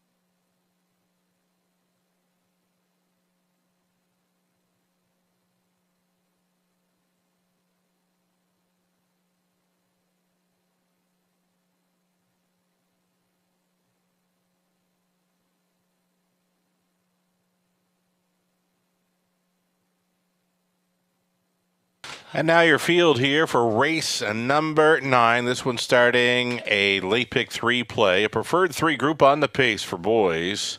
Number 1, He's a Handyman, comes in off his lifetime best at 54 flat. Circled up 4 wide here on May 11th for the victory. Mark Horner owning. It's Mike Horner training and driving. 2 is out. Number 3, Mr. Cheese Man. It's Don Douglas, the owner. Scott McDibbin training. Lorne House in the driver's seat. Casimir Ritchie P is 4. It's Bo Brown in the sulky for Michael Goldberg. The trainer Tisha Symes in off the layoff here. Number 4, Casimir Ritchie P. About a Boy, another one in off the layoff, an extended layoff last starting in July of 2021. This is 5, About a Boy. Colin Kelly for Luke Willett Incorporated. Anita Willett trains. Todd Moore up on 6, Jaden's Place for Francois Moore and the trainers Todd and Elstad. Rachel Andrew owning and training number 7, JJ Powerball, Austin Sori. And from the trailing spot 8, Modern Rider for Bert, Betty, and Jason Sherman. Jason trains. Tyler Borth on the 8. Reduced field of 7 here for the 9th race. Again, a preferred 3 for a purse of 10-5. Exactor Tri Super the start of a pick 3 play. I'm going to let Robert Reed Jr. take the mic here to talk up race number 9. Race 9, folks, just a couple of minutes away. It's a preferred 3 for horses and geldings, and it's a nice group that's assembled here. We're down to 7 horses with the scratch at number 2, Harry G. A significant scratch, one that I was going to have very high up in my selections until that one was scratched out of the contest. And for me, listen, I'm on the outside of the gate again. And, it's kind of been costly for me so far this evening doing that. But I went to the number 5, About a Boy. I just, looked at this one. I know off a couple of qualifiers. I know off of a long stretch of time, just 7 starts last season. But, he's been a high percentage winner throughout his career and one that was in good form before. He shut it down last season. So, yeah, first start off the bench, maybe needs one. I figured, though, I'd rather be ahead of the game on him than getting in when he's going to be bet down in second and third start back. So 7-1 right now in About a Boy, one that I think certainly has a chance in here. I went to number 6, Jaden's Place. It's my second selection right now, 5-2, and looking pretty sharp on the track right now. One that's has been no worse than second in his last 2. Finished closing second last time to Pembroke Legacy in a preferred 3, and I just think that if he can get forwardly placed from post 6, that's kind of the key with Jaden's Place. If he's too far out of it, I'm not sure he can get there. If he can somehow get off the gate, with a decent position, he should be okay in here. 5-2 though might be maybe about the right price or a shade short, in my opinion. Number 8, Modern Rider. One that I think is about the right price at 4-1 on the board right now, holding sway at his morning line. Gets to work from the trailing post. Did so 2 back without much success. Last time, no chance from post 7. Did close up nicely at the end of it, though, back half in 55-4. One that might be able to trip out in here. There's, not a tremendous amount of speed to the inside, but I think we're going to see them try to push out. So he might be able to get a good spot off the gate and maybe grab some cover to work his way into the race. 9-2 right now, Modern Rider, probably about where he should be. JJ Powerball, post 7 to work from. That's my 4th selection in the race. Not the easiest spot here at the Raceway, no question about it, but he's good enough if he can get the right kind of trip. 7-1 on the board right now on JJ Powerball. That's probably an overlay, because a lot of money right now pouring in on the one He's a Handyman. And listen, I was there in the infield watching him blow the field away last week on May 11th during the Ontario Regional Driving Championship. And 54 flats, to a new lifetime mark. And he's been in good form going into that, just missed by a head and third 2 back. I guess my problem is that, that night they were all going, big miles. We saw a ton of new lifetime marks. And this is much tougher, right? This is a much tougher group now, moving up to a preferred 3. Yes, he has the pole position to work from, but he's raced against some of these in the past, and he hasn't been able to beat Modern Rider. I don't know how you get there at 2-1, even with the pole position to work from. 8-1 in the morning line. That I knew that would be a little high off that last performance and the rail to work from, but I think 9-5 is much lower than he should be. He probably should be about 3 or 4-1 in here.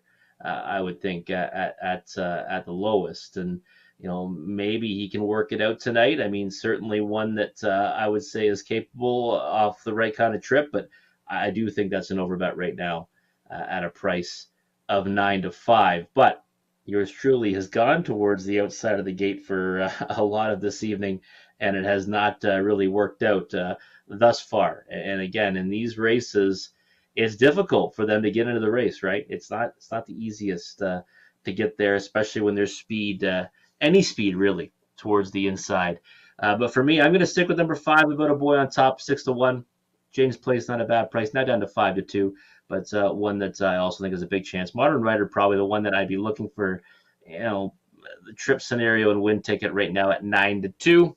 But they're heading towards the gate. I'm going to pass you off to the voice of the Raceway, Sugar Shannon Doyle. Right on. Pacers preferred 3 types moving in here. They're going to race for a purse of 10-5. Gate is moving.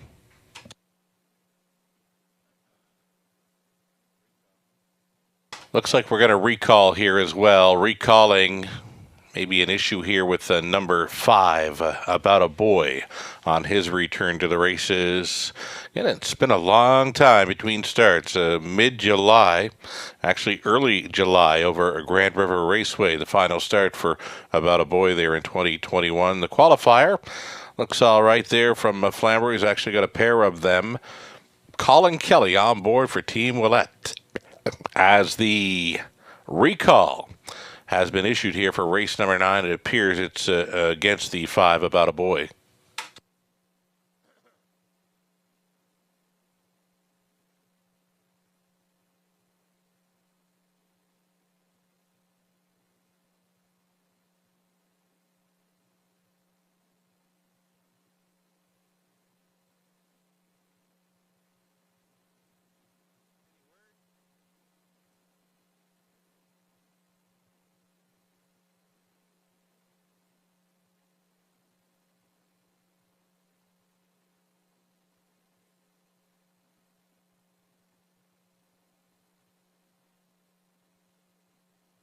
So it was just the overcheck came undone there on 5, About a Boy. He will not be returning to the paddock, I don't think. It looks like they're just going to rehook it here on track. Number 5, About a Boy, the overcheck came undone there. Still time to wager here on race number 9. The window's still open and selling.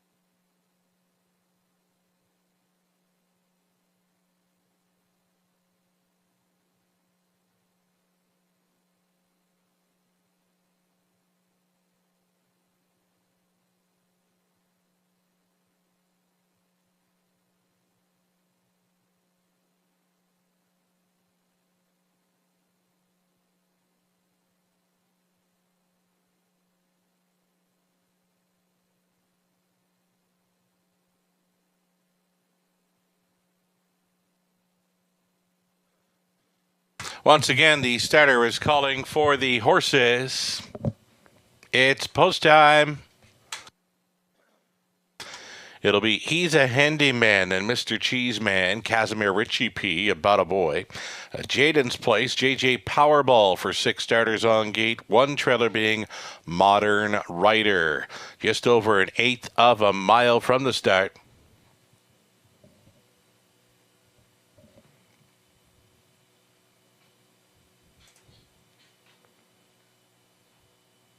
Pacers, pick up speed. Here they come. They're up. Mr. Cheeseman leaving on out of there. Jaden's place is there and up on the wide side. JJ Powerball in play early. Through the opening eighth on the outside. Jaden's place reaching up to grab control. Mr. Cheeseman went on hold in second. He's a handyman away in third. Pylon position here in the early going fourth. JJ Powerball. Then it's back to Modern Rider. And then off the shelf, we've got Casimir, Richie P, and About a Boy on their returns to the races. Opening quarter mile speed, 27-4. Jade ends place up front and in command here at 5-2. Long shot, Mr. Cheeseman all alone in second. He's a handyman. He closed up as a 9-5 favorite in here for Hornery's third. JJ Powerball thinking about it fourth. He gets underway. Live cover possibly for Modern Rider. Down in front of us they travel. Jaden's place being left alone here.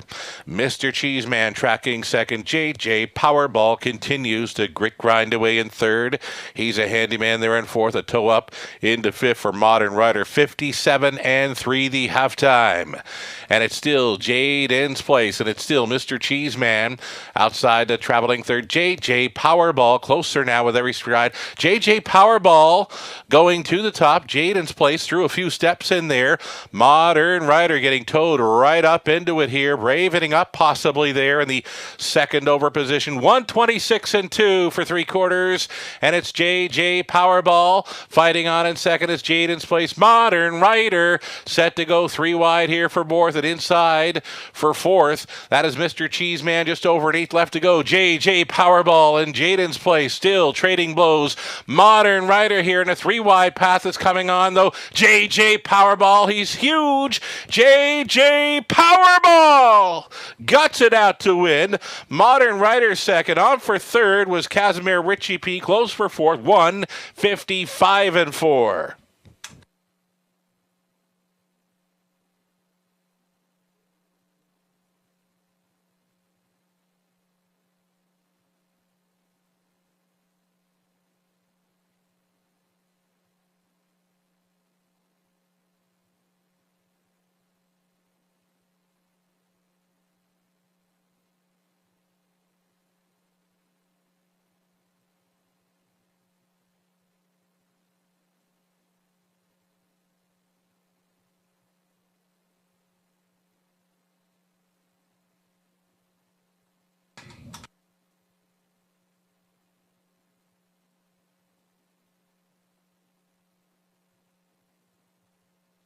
That's the 7. JJ Powerball and Austin Surrey is in for 3. 7-8. 4-6 unofficial.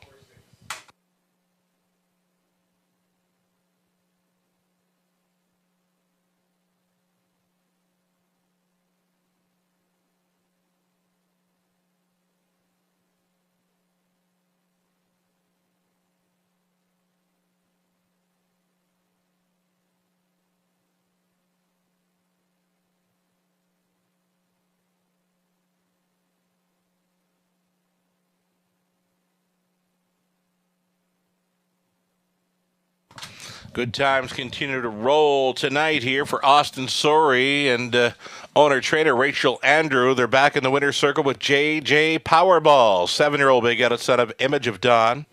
Out of New York Lotto by Bettor's Delight. Owned and trained by Rachel Andrew of Guelph. Austin Surrey on board for his third trip to the winner's circle tonight.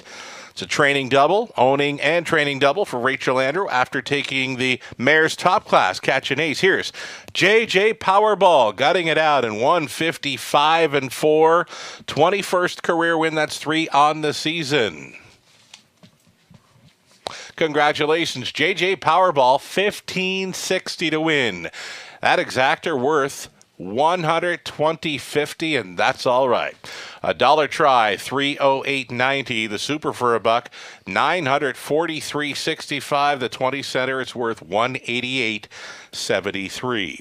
He's a handyman with 6. The 2 at scratch, Mr. Cheeseman 5th.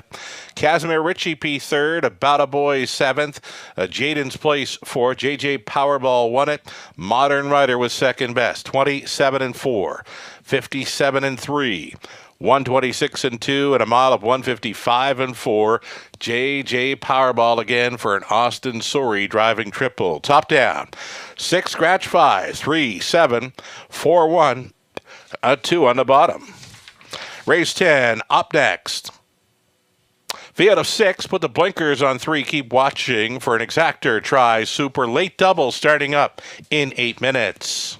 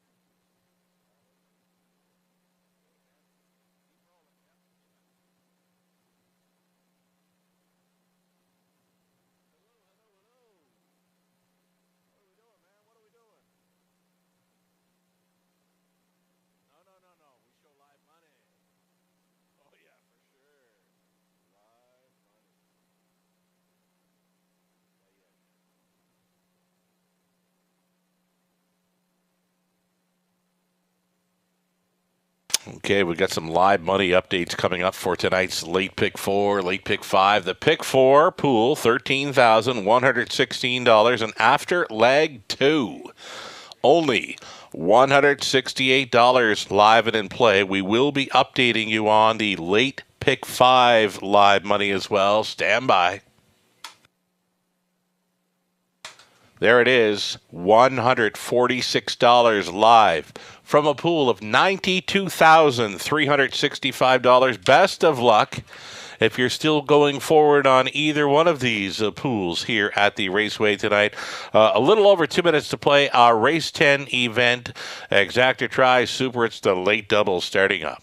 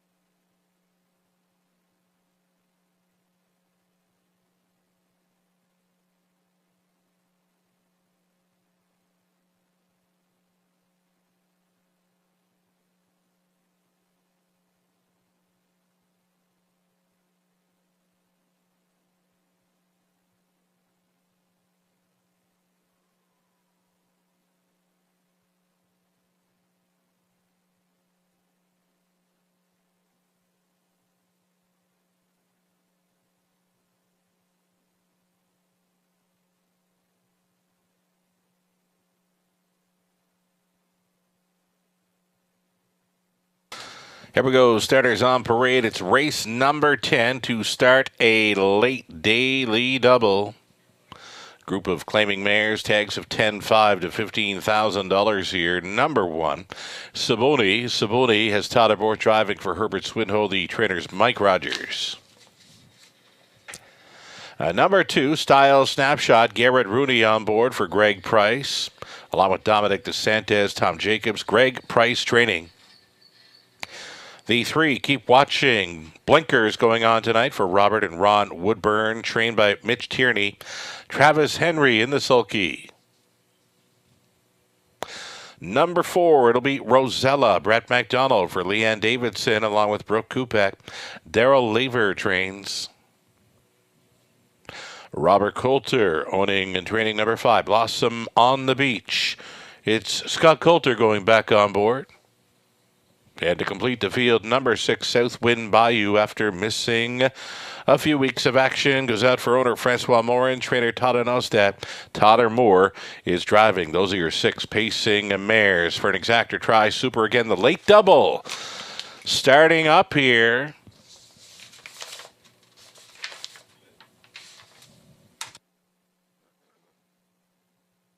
Okay, top selection for myself, top selection for Robert Reed Jr. You're looking at her. She's looking very sharp right on the bit here. Southwind Bayou has missed some action, but looking right on the bit here at 4 to 5. How about the live money left in play, Robert? From a $92,000 pool, $146 remaining. Even if the 6 shows up here and wins as a heavy favorite, still going to be some very nice will pays going into race 11. Yeah, it really is incredible. I know we've seen some prices, and certainly, I know I'm not alive, but you look at that money left over right now, it's wild, and we're going to see some monster payoffs no matter what. So good luck to all those who are still trucking along. I just missed. I didn't have Little Willie included in my early stages of the pick 5. I did have Catch and Ace. Missed on Little Willie. I love the 7 and 8 last race. That exactor, $120. I mean, crazy price on that exactor for those two. That's true. That's where you actually took a stand and only pared it down to 2, and they were both value plays. Yeah. Little Willie, the morning line favorite, one I didn't use either. Yeah, I found that I looked at the morning line. Okay, he's 5 to 2, but I looked through the lines and like, why is he 5 to 2? That's where I was at. Yeah, I guess there's a crystal ball involved. Okay, so let's talk about it then. We saw the 6, Southwind Bayou, looking very sharp. How about Style Snapshot, who's been very good in recent starts as well? Now, she's on the rotation, right? She was a second by a head here on May 9th. Quick mile, too, in there, 156 when trying to go downtown. Yeah, step back up in class and win a big mile. Almost got the job done. Got beat by Shannon Amber, and one that I think you have to certainly consider in here. But our favorite in this race, I mean, she looks like she didn't miss a beat the way she was buzzing around the racetrack. Right. That's what I figured. Probably a nice mare like that. She did race 6 weeks in a row. 5 of those were victories. Probably could use that 2 to 3 weeks of freshening up. Like I said, the Connections wanted to go last time out. There was a problem with the vehicle. They couldn't make it here, but the Southwind Bayou, maybe that time just made her even better for this start. We'll find out soon enough as we go inside of 2 minutes. 2 minutes to post time. A look at number 5, Blossom on the Beach. I had her pegged for second in here. She's a bit of a trip horse. She's always been drawing well, other than 2 back where she started from post 6. But you look through her line, she's always first, second, third, or fourth, right? She's a hard-knocking mare, 6 to 1 currently for the Coulters. Yeah, definitely a useful type, and like you said, hit the board in 12 of 16 so far this season. Mm-hmm. It's hard to kind of discount her in here. I mean, it's a field of 6, and she's one that's versatile. She can leave if she wants to, or she can race them off the pace. So, yeah, you know what? I think she's definitely one you can't leave off the bottom end of the exotics. Highest earner in the field this season, she is, with over $30,000 earned, and like you mentioned, a very consistent, going 12 top 3 finishes throughout her season here, 2022. Seconds away now as we get a look at Coulter aboard Blossom on the Beach. Nice looking, a daughter of Sunshine Beach, who was always in the hunt. How about 3? Keep Watching. You've got this one pegged as a top 4 finisher. Like me, she was off the claim last time out. They switched to blinkers tonight. She's all done up in the colors for trainer Mitch Tierney. Travis Henry stays on board for the drive. She's been very good, but you know what? She's been roughed up in recent starts as well.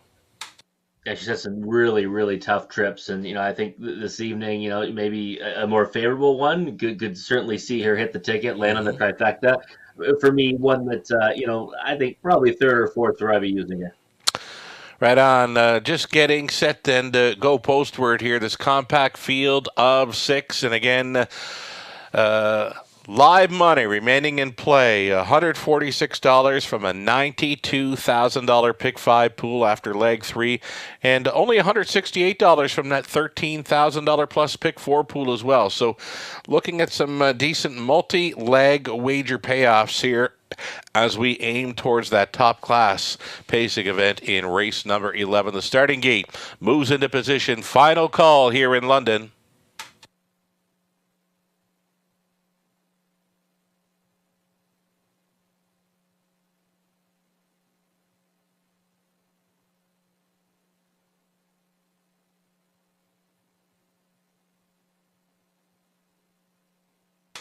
We got a friend of the show who's chiming in, saying he is live into this Late pick 5. His fingers are crossed. Chuck C.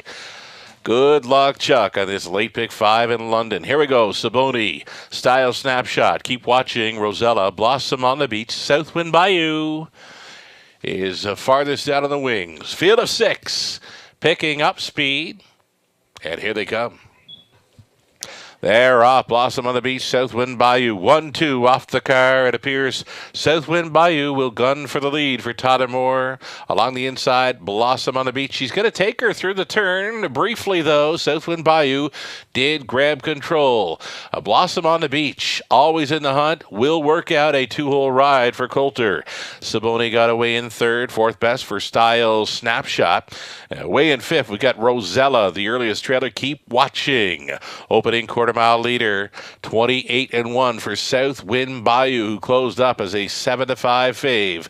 Tracking 2nd, Blossom on the Beach, and a gapped off 3rd now for Saboni. That's got Style Snapshot making her move. First up for Rooney. Staying in there from 5th was Rosella. It's a move to the outside in 6th for Keep Watching down in front of us. Southwind Bayou, she's getting that front end respect this evening. Missed a few weeks of action, but she's looking like a champ thus far. A 57-4 halftime, and it's Southwind Bayou to bend them on towards the 5/8. It's Style Snapshot now with the challenge. She's right on the wheel of the leader. Right there with them in 3rd. Blossom on the Beach, towed up into it 4th.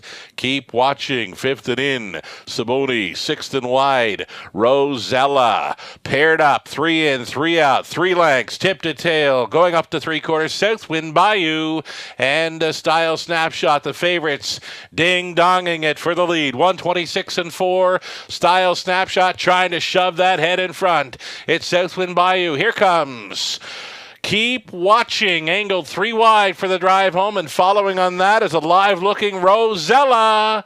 It's another wide-open affair. Any one of 6 coming from everywhere. Along the inside, Blossom on the Beach trying to punch on through. Wide side, Rosella from way back. Southwind Bayou fights on. 3 or 4 across there at the finish. Too close to call on this end. 157-2.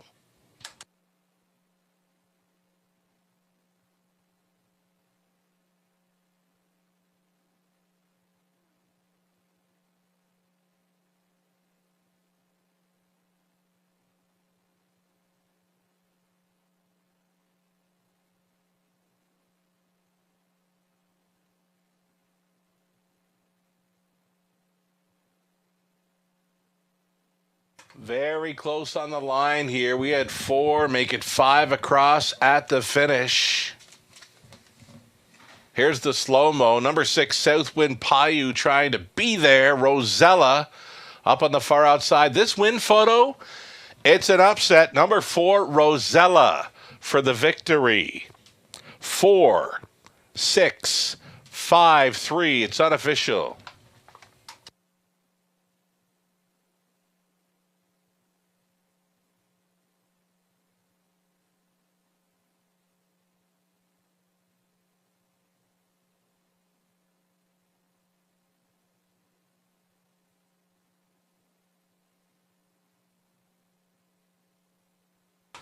Returning, Rosella for the upset, 7-1. Second longest shot on the board here.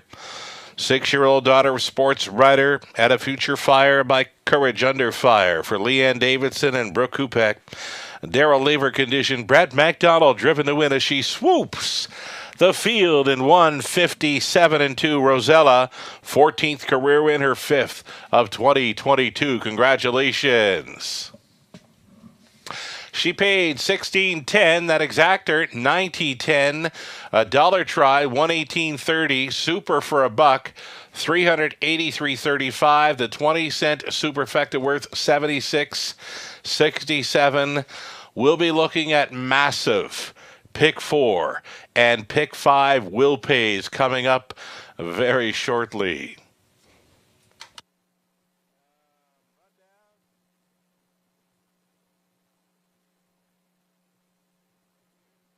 Here is that official rundown for the 10th. Saboni was 6th. Style Snapshot 5th.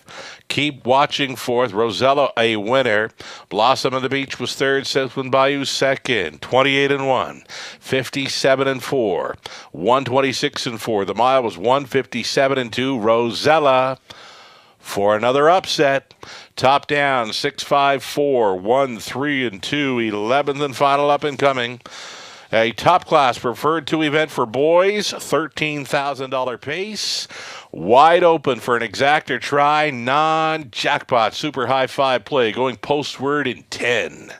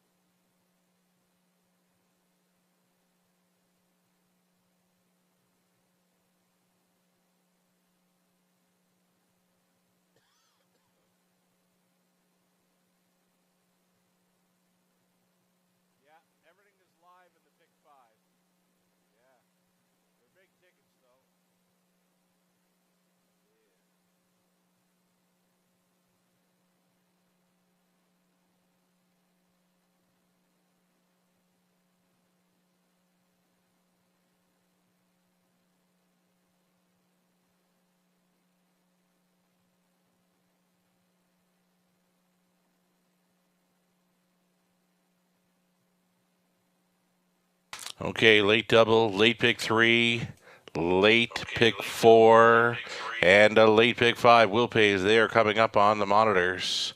Best of luck if you are going into this finale. The payoffs are huge on both the pick 4 and the pick 5s.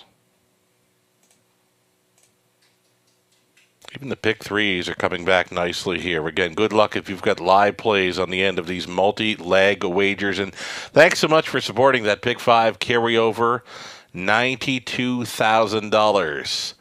It was $75,000 in new money plus the $17,000 carryover. Incredible support. Thanks so much.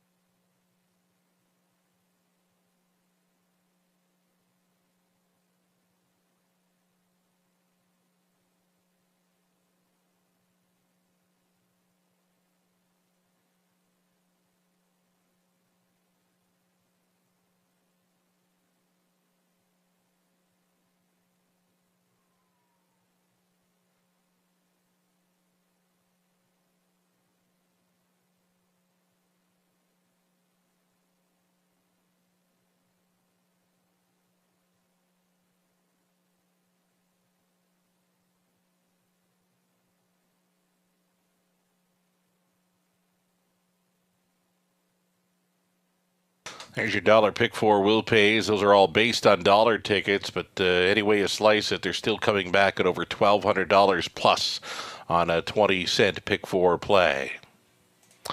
Late pick 5s coming up here soon. These are all based on 20-cent late pick 5 plays.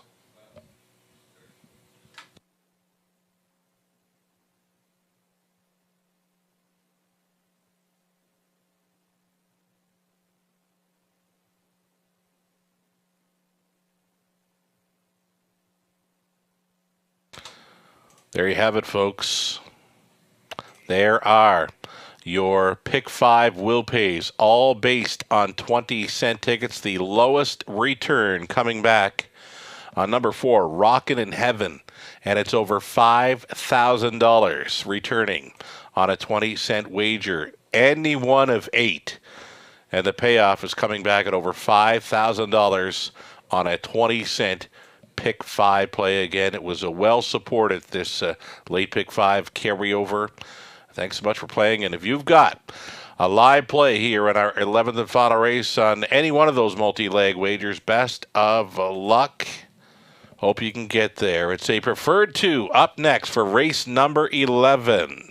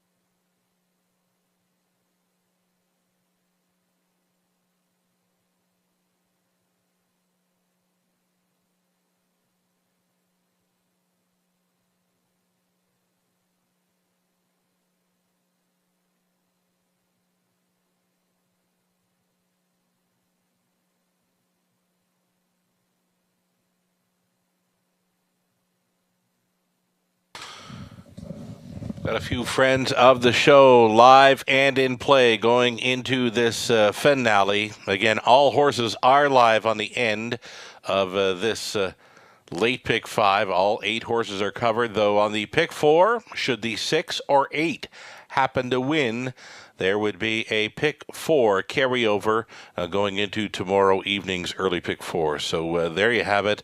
Some very nice will pays on our multi-leg wagers. We knew we were going to get them with the live money down to just a few $100s in the last couple of legs of the pick 4 and pick 5 plays. So again, best of luck to all. Chuck C. still going forward. He was live before the 10th, and Rosella got it done for him. John Craig as well. He's tuned in, turned on to the Raceway. He's looking for a 1, 2, 3, or 8 to show up here in a finale. Good luck, John. It's a high 5 finale, non-jackpot type. A great-looking field of 8 for a preferred 2 pace. A Clever Character, current favorite here for the Cullen Barn at 9-5.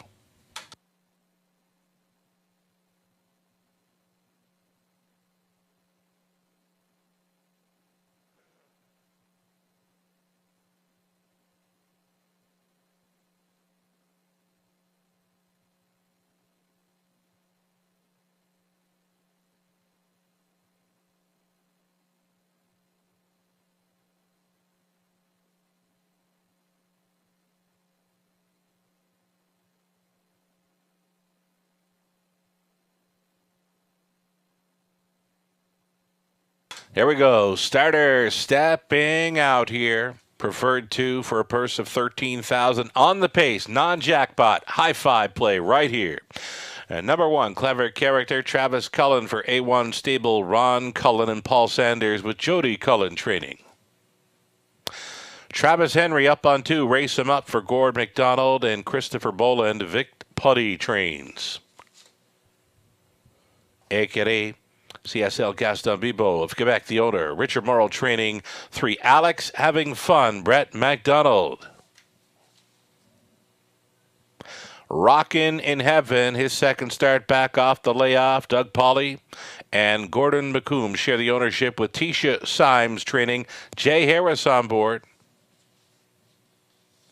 Nurko Sokolovic along with Craig Barr sharing ownership on 5. Night Watchman. Craig does the training. Colin Kelly gets the call.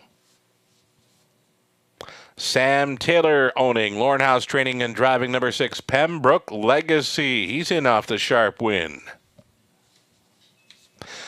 Outside chance for number 7. Beach and Lindy. A free-legged pacer is owned and trained by Steve Charlton. Austin Sorey trying to grand slam his way out of this Tuesday evening. He's already been to the winner's circle for the triple. And number 8, Yacht Sealster, completes the lineup here from the trailing spot 8. Owned by Don Lindsay, along with Paul Kleinpaste, William Alapjevic, and Garth Bechtel, that is. Don Lindsay training. Tyler Moore driving number 8, Yacht Sealster. A great-looking field here in our finale. Exactor try, and again, a non-jackpot super high 5 play, a must play here. What a great race to cap off a Tuesday evening in London. We're going to stay with 7, Beach and Lindy. We're going to go back to Robert Reed Jr. And real nice race, you know, for some people to chase after. Some very nice returns in our finale.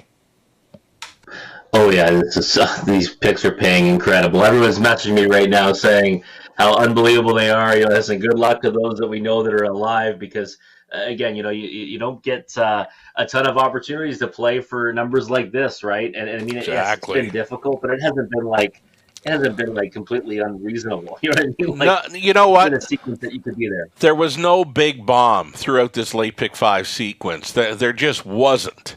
I mean, the winners weren't that hard to find. If I had to go back and track any one of them, it would have been hard to find Rosella because you had Southwind Bio, but she had missed 3 weeks. And then you had the Style Snapshot in there as well. Well, it didn't work out for her because she was first up. So, yeah, it's no Rosella big was bombs. my second choice. Pardon me?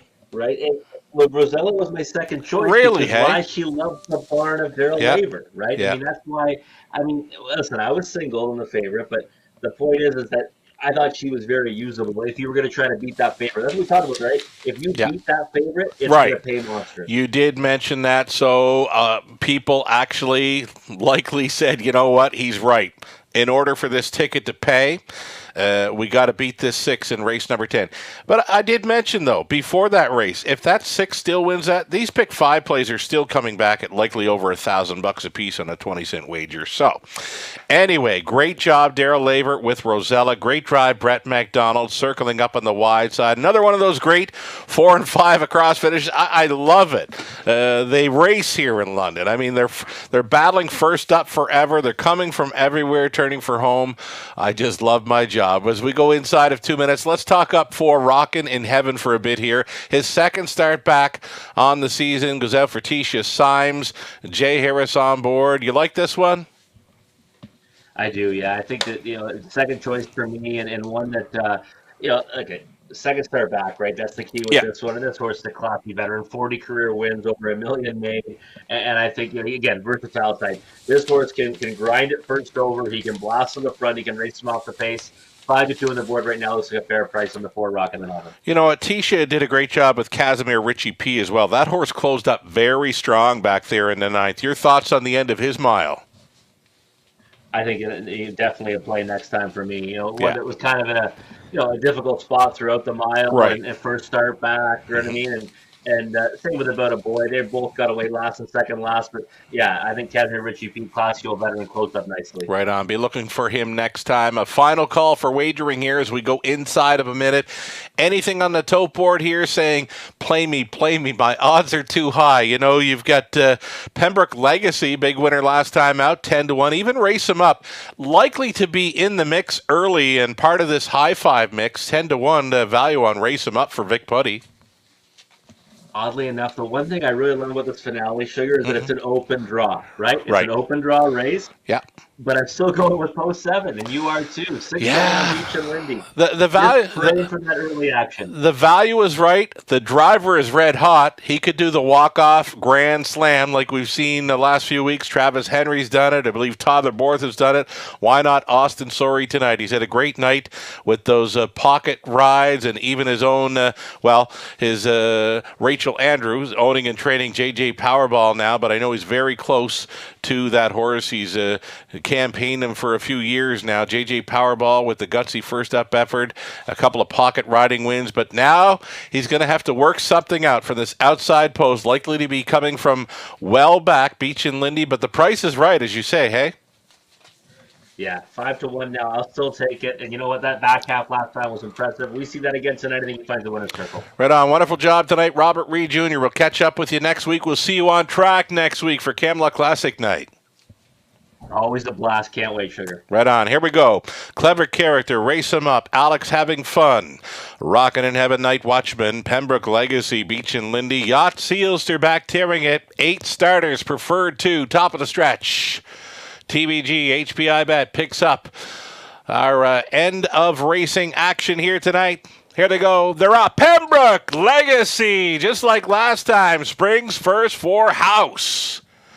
If you blinked, you missed it. He's on top, and he's got pylon position as he gets him on through the opening 8th. Here is Pembroke Legacy at 14-1, and House is in charge.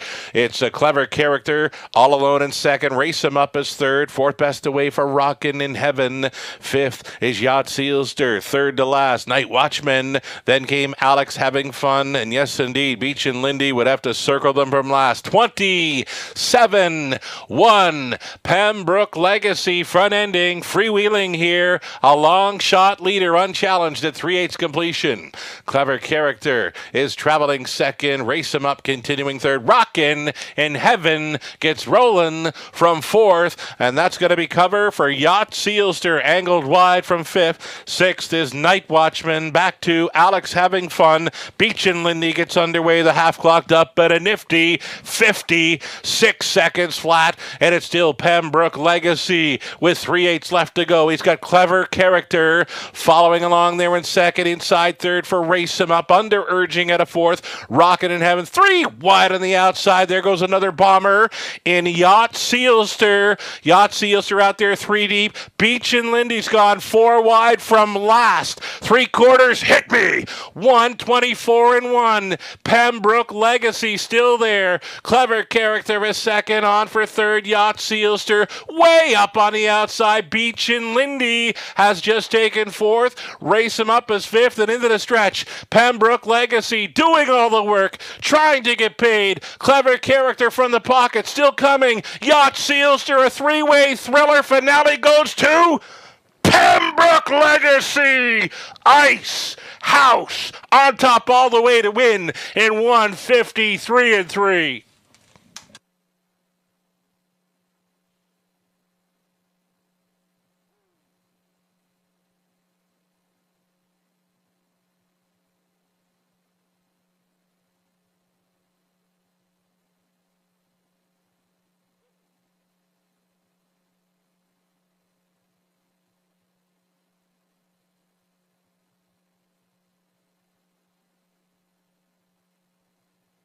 Great horse race. 3 across finish. 6 Pembroke Legacy. On top, over 8 Yacht Sealster. Third goes to the 1 Clever Character. Then it was 7 Beach and Lindy for fourth. The 3 Alex Having Fun finishes fifth. 6, 8, 1, 7, 3. Top 5 unofficial.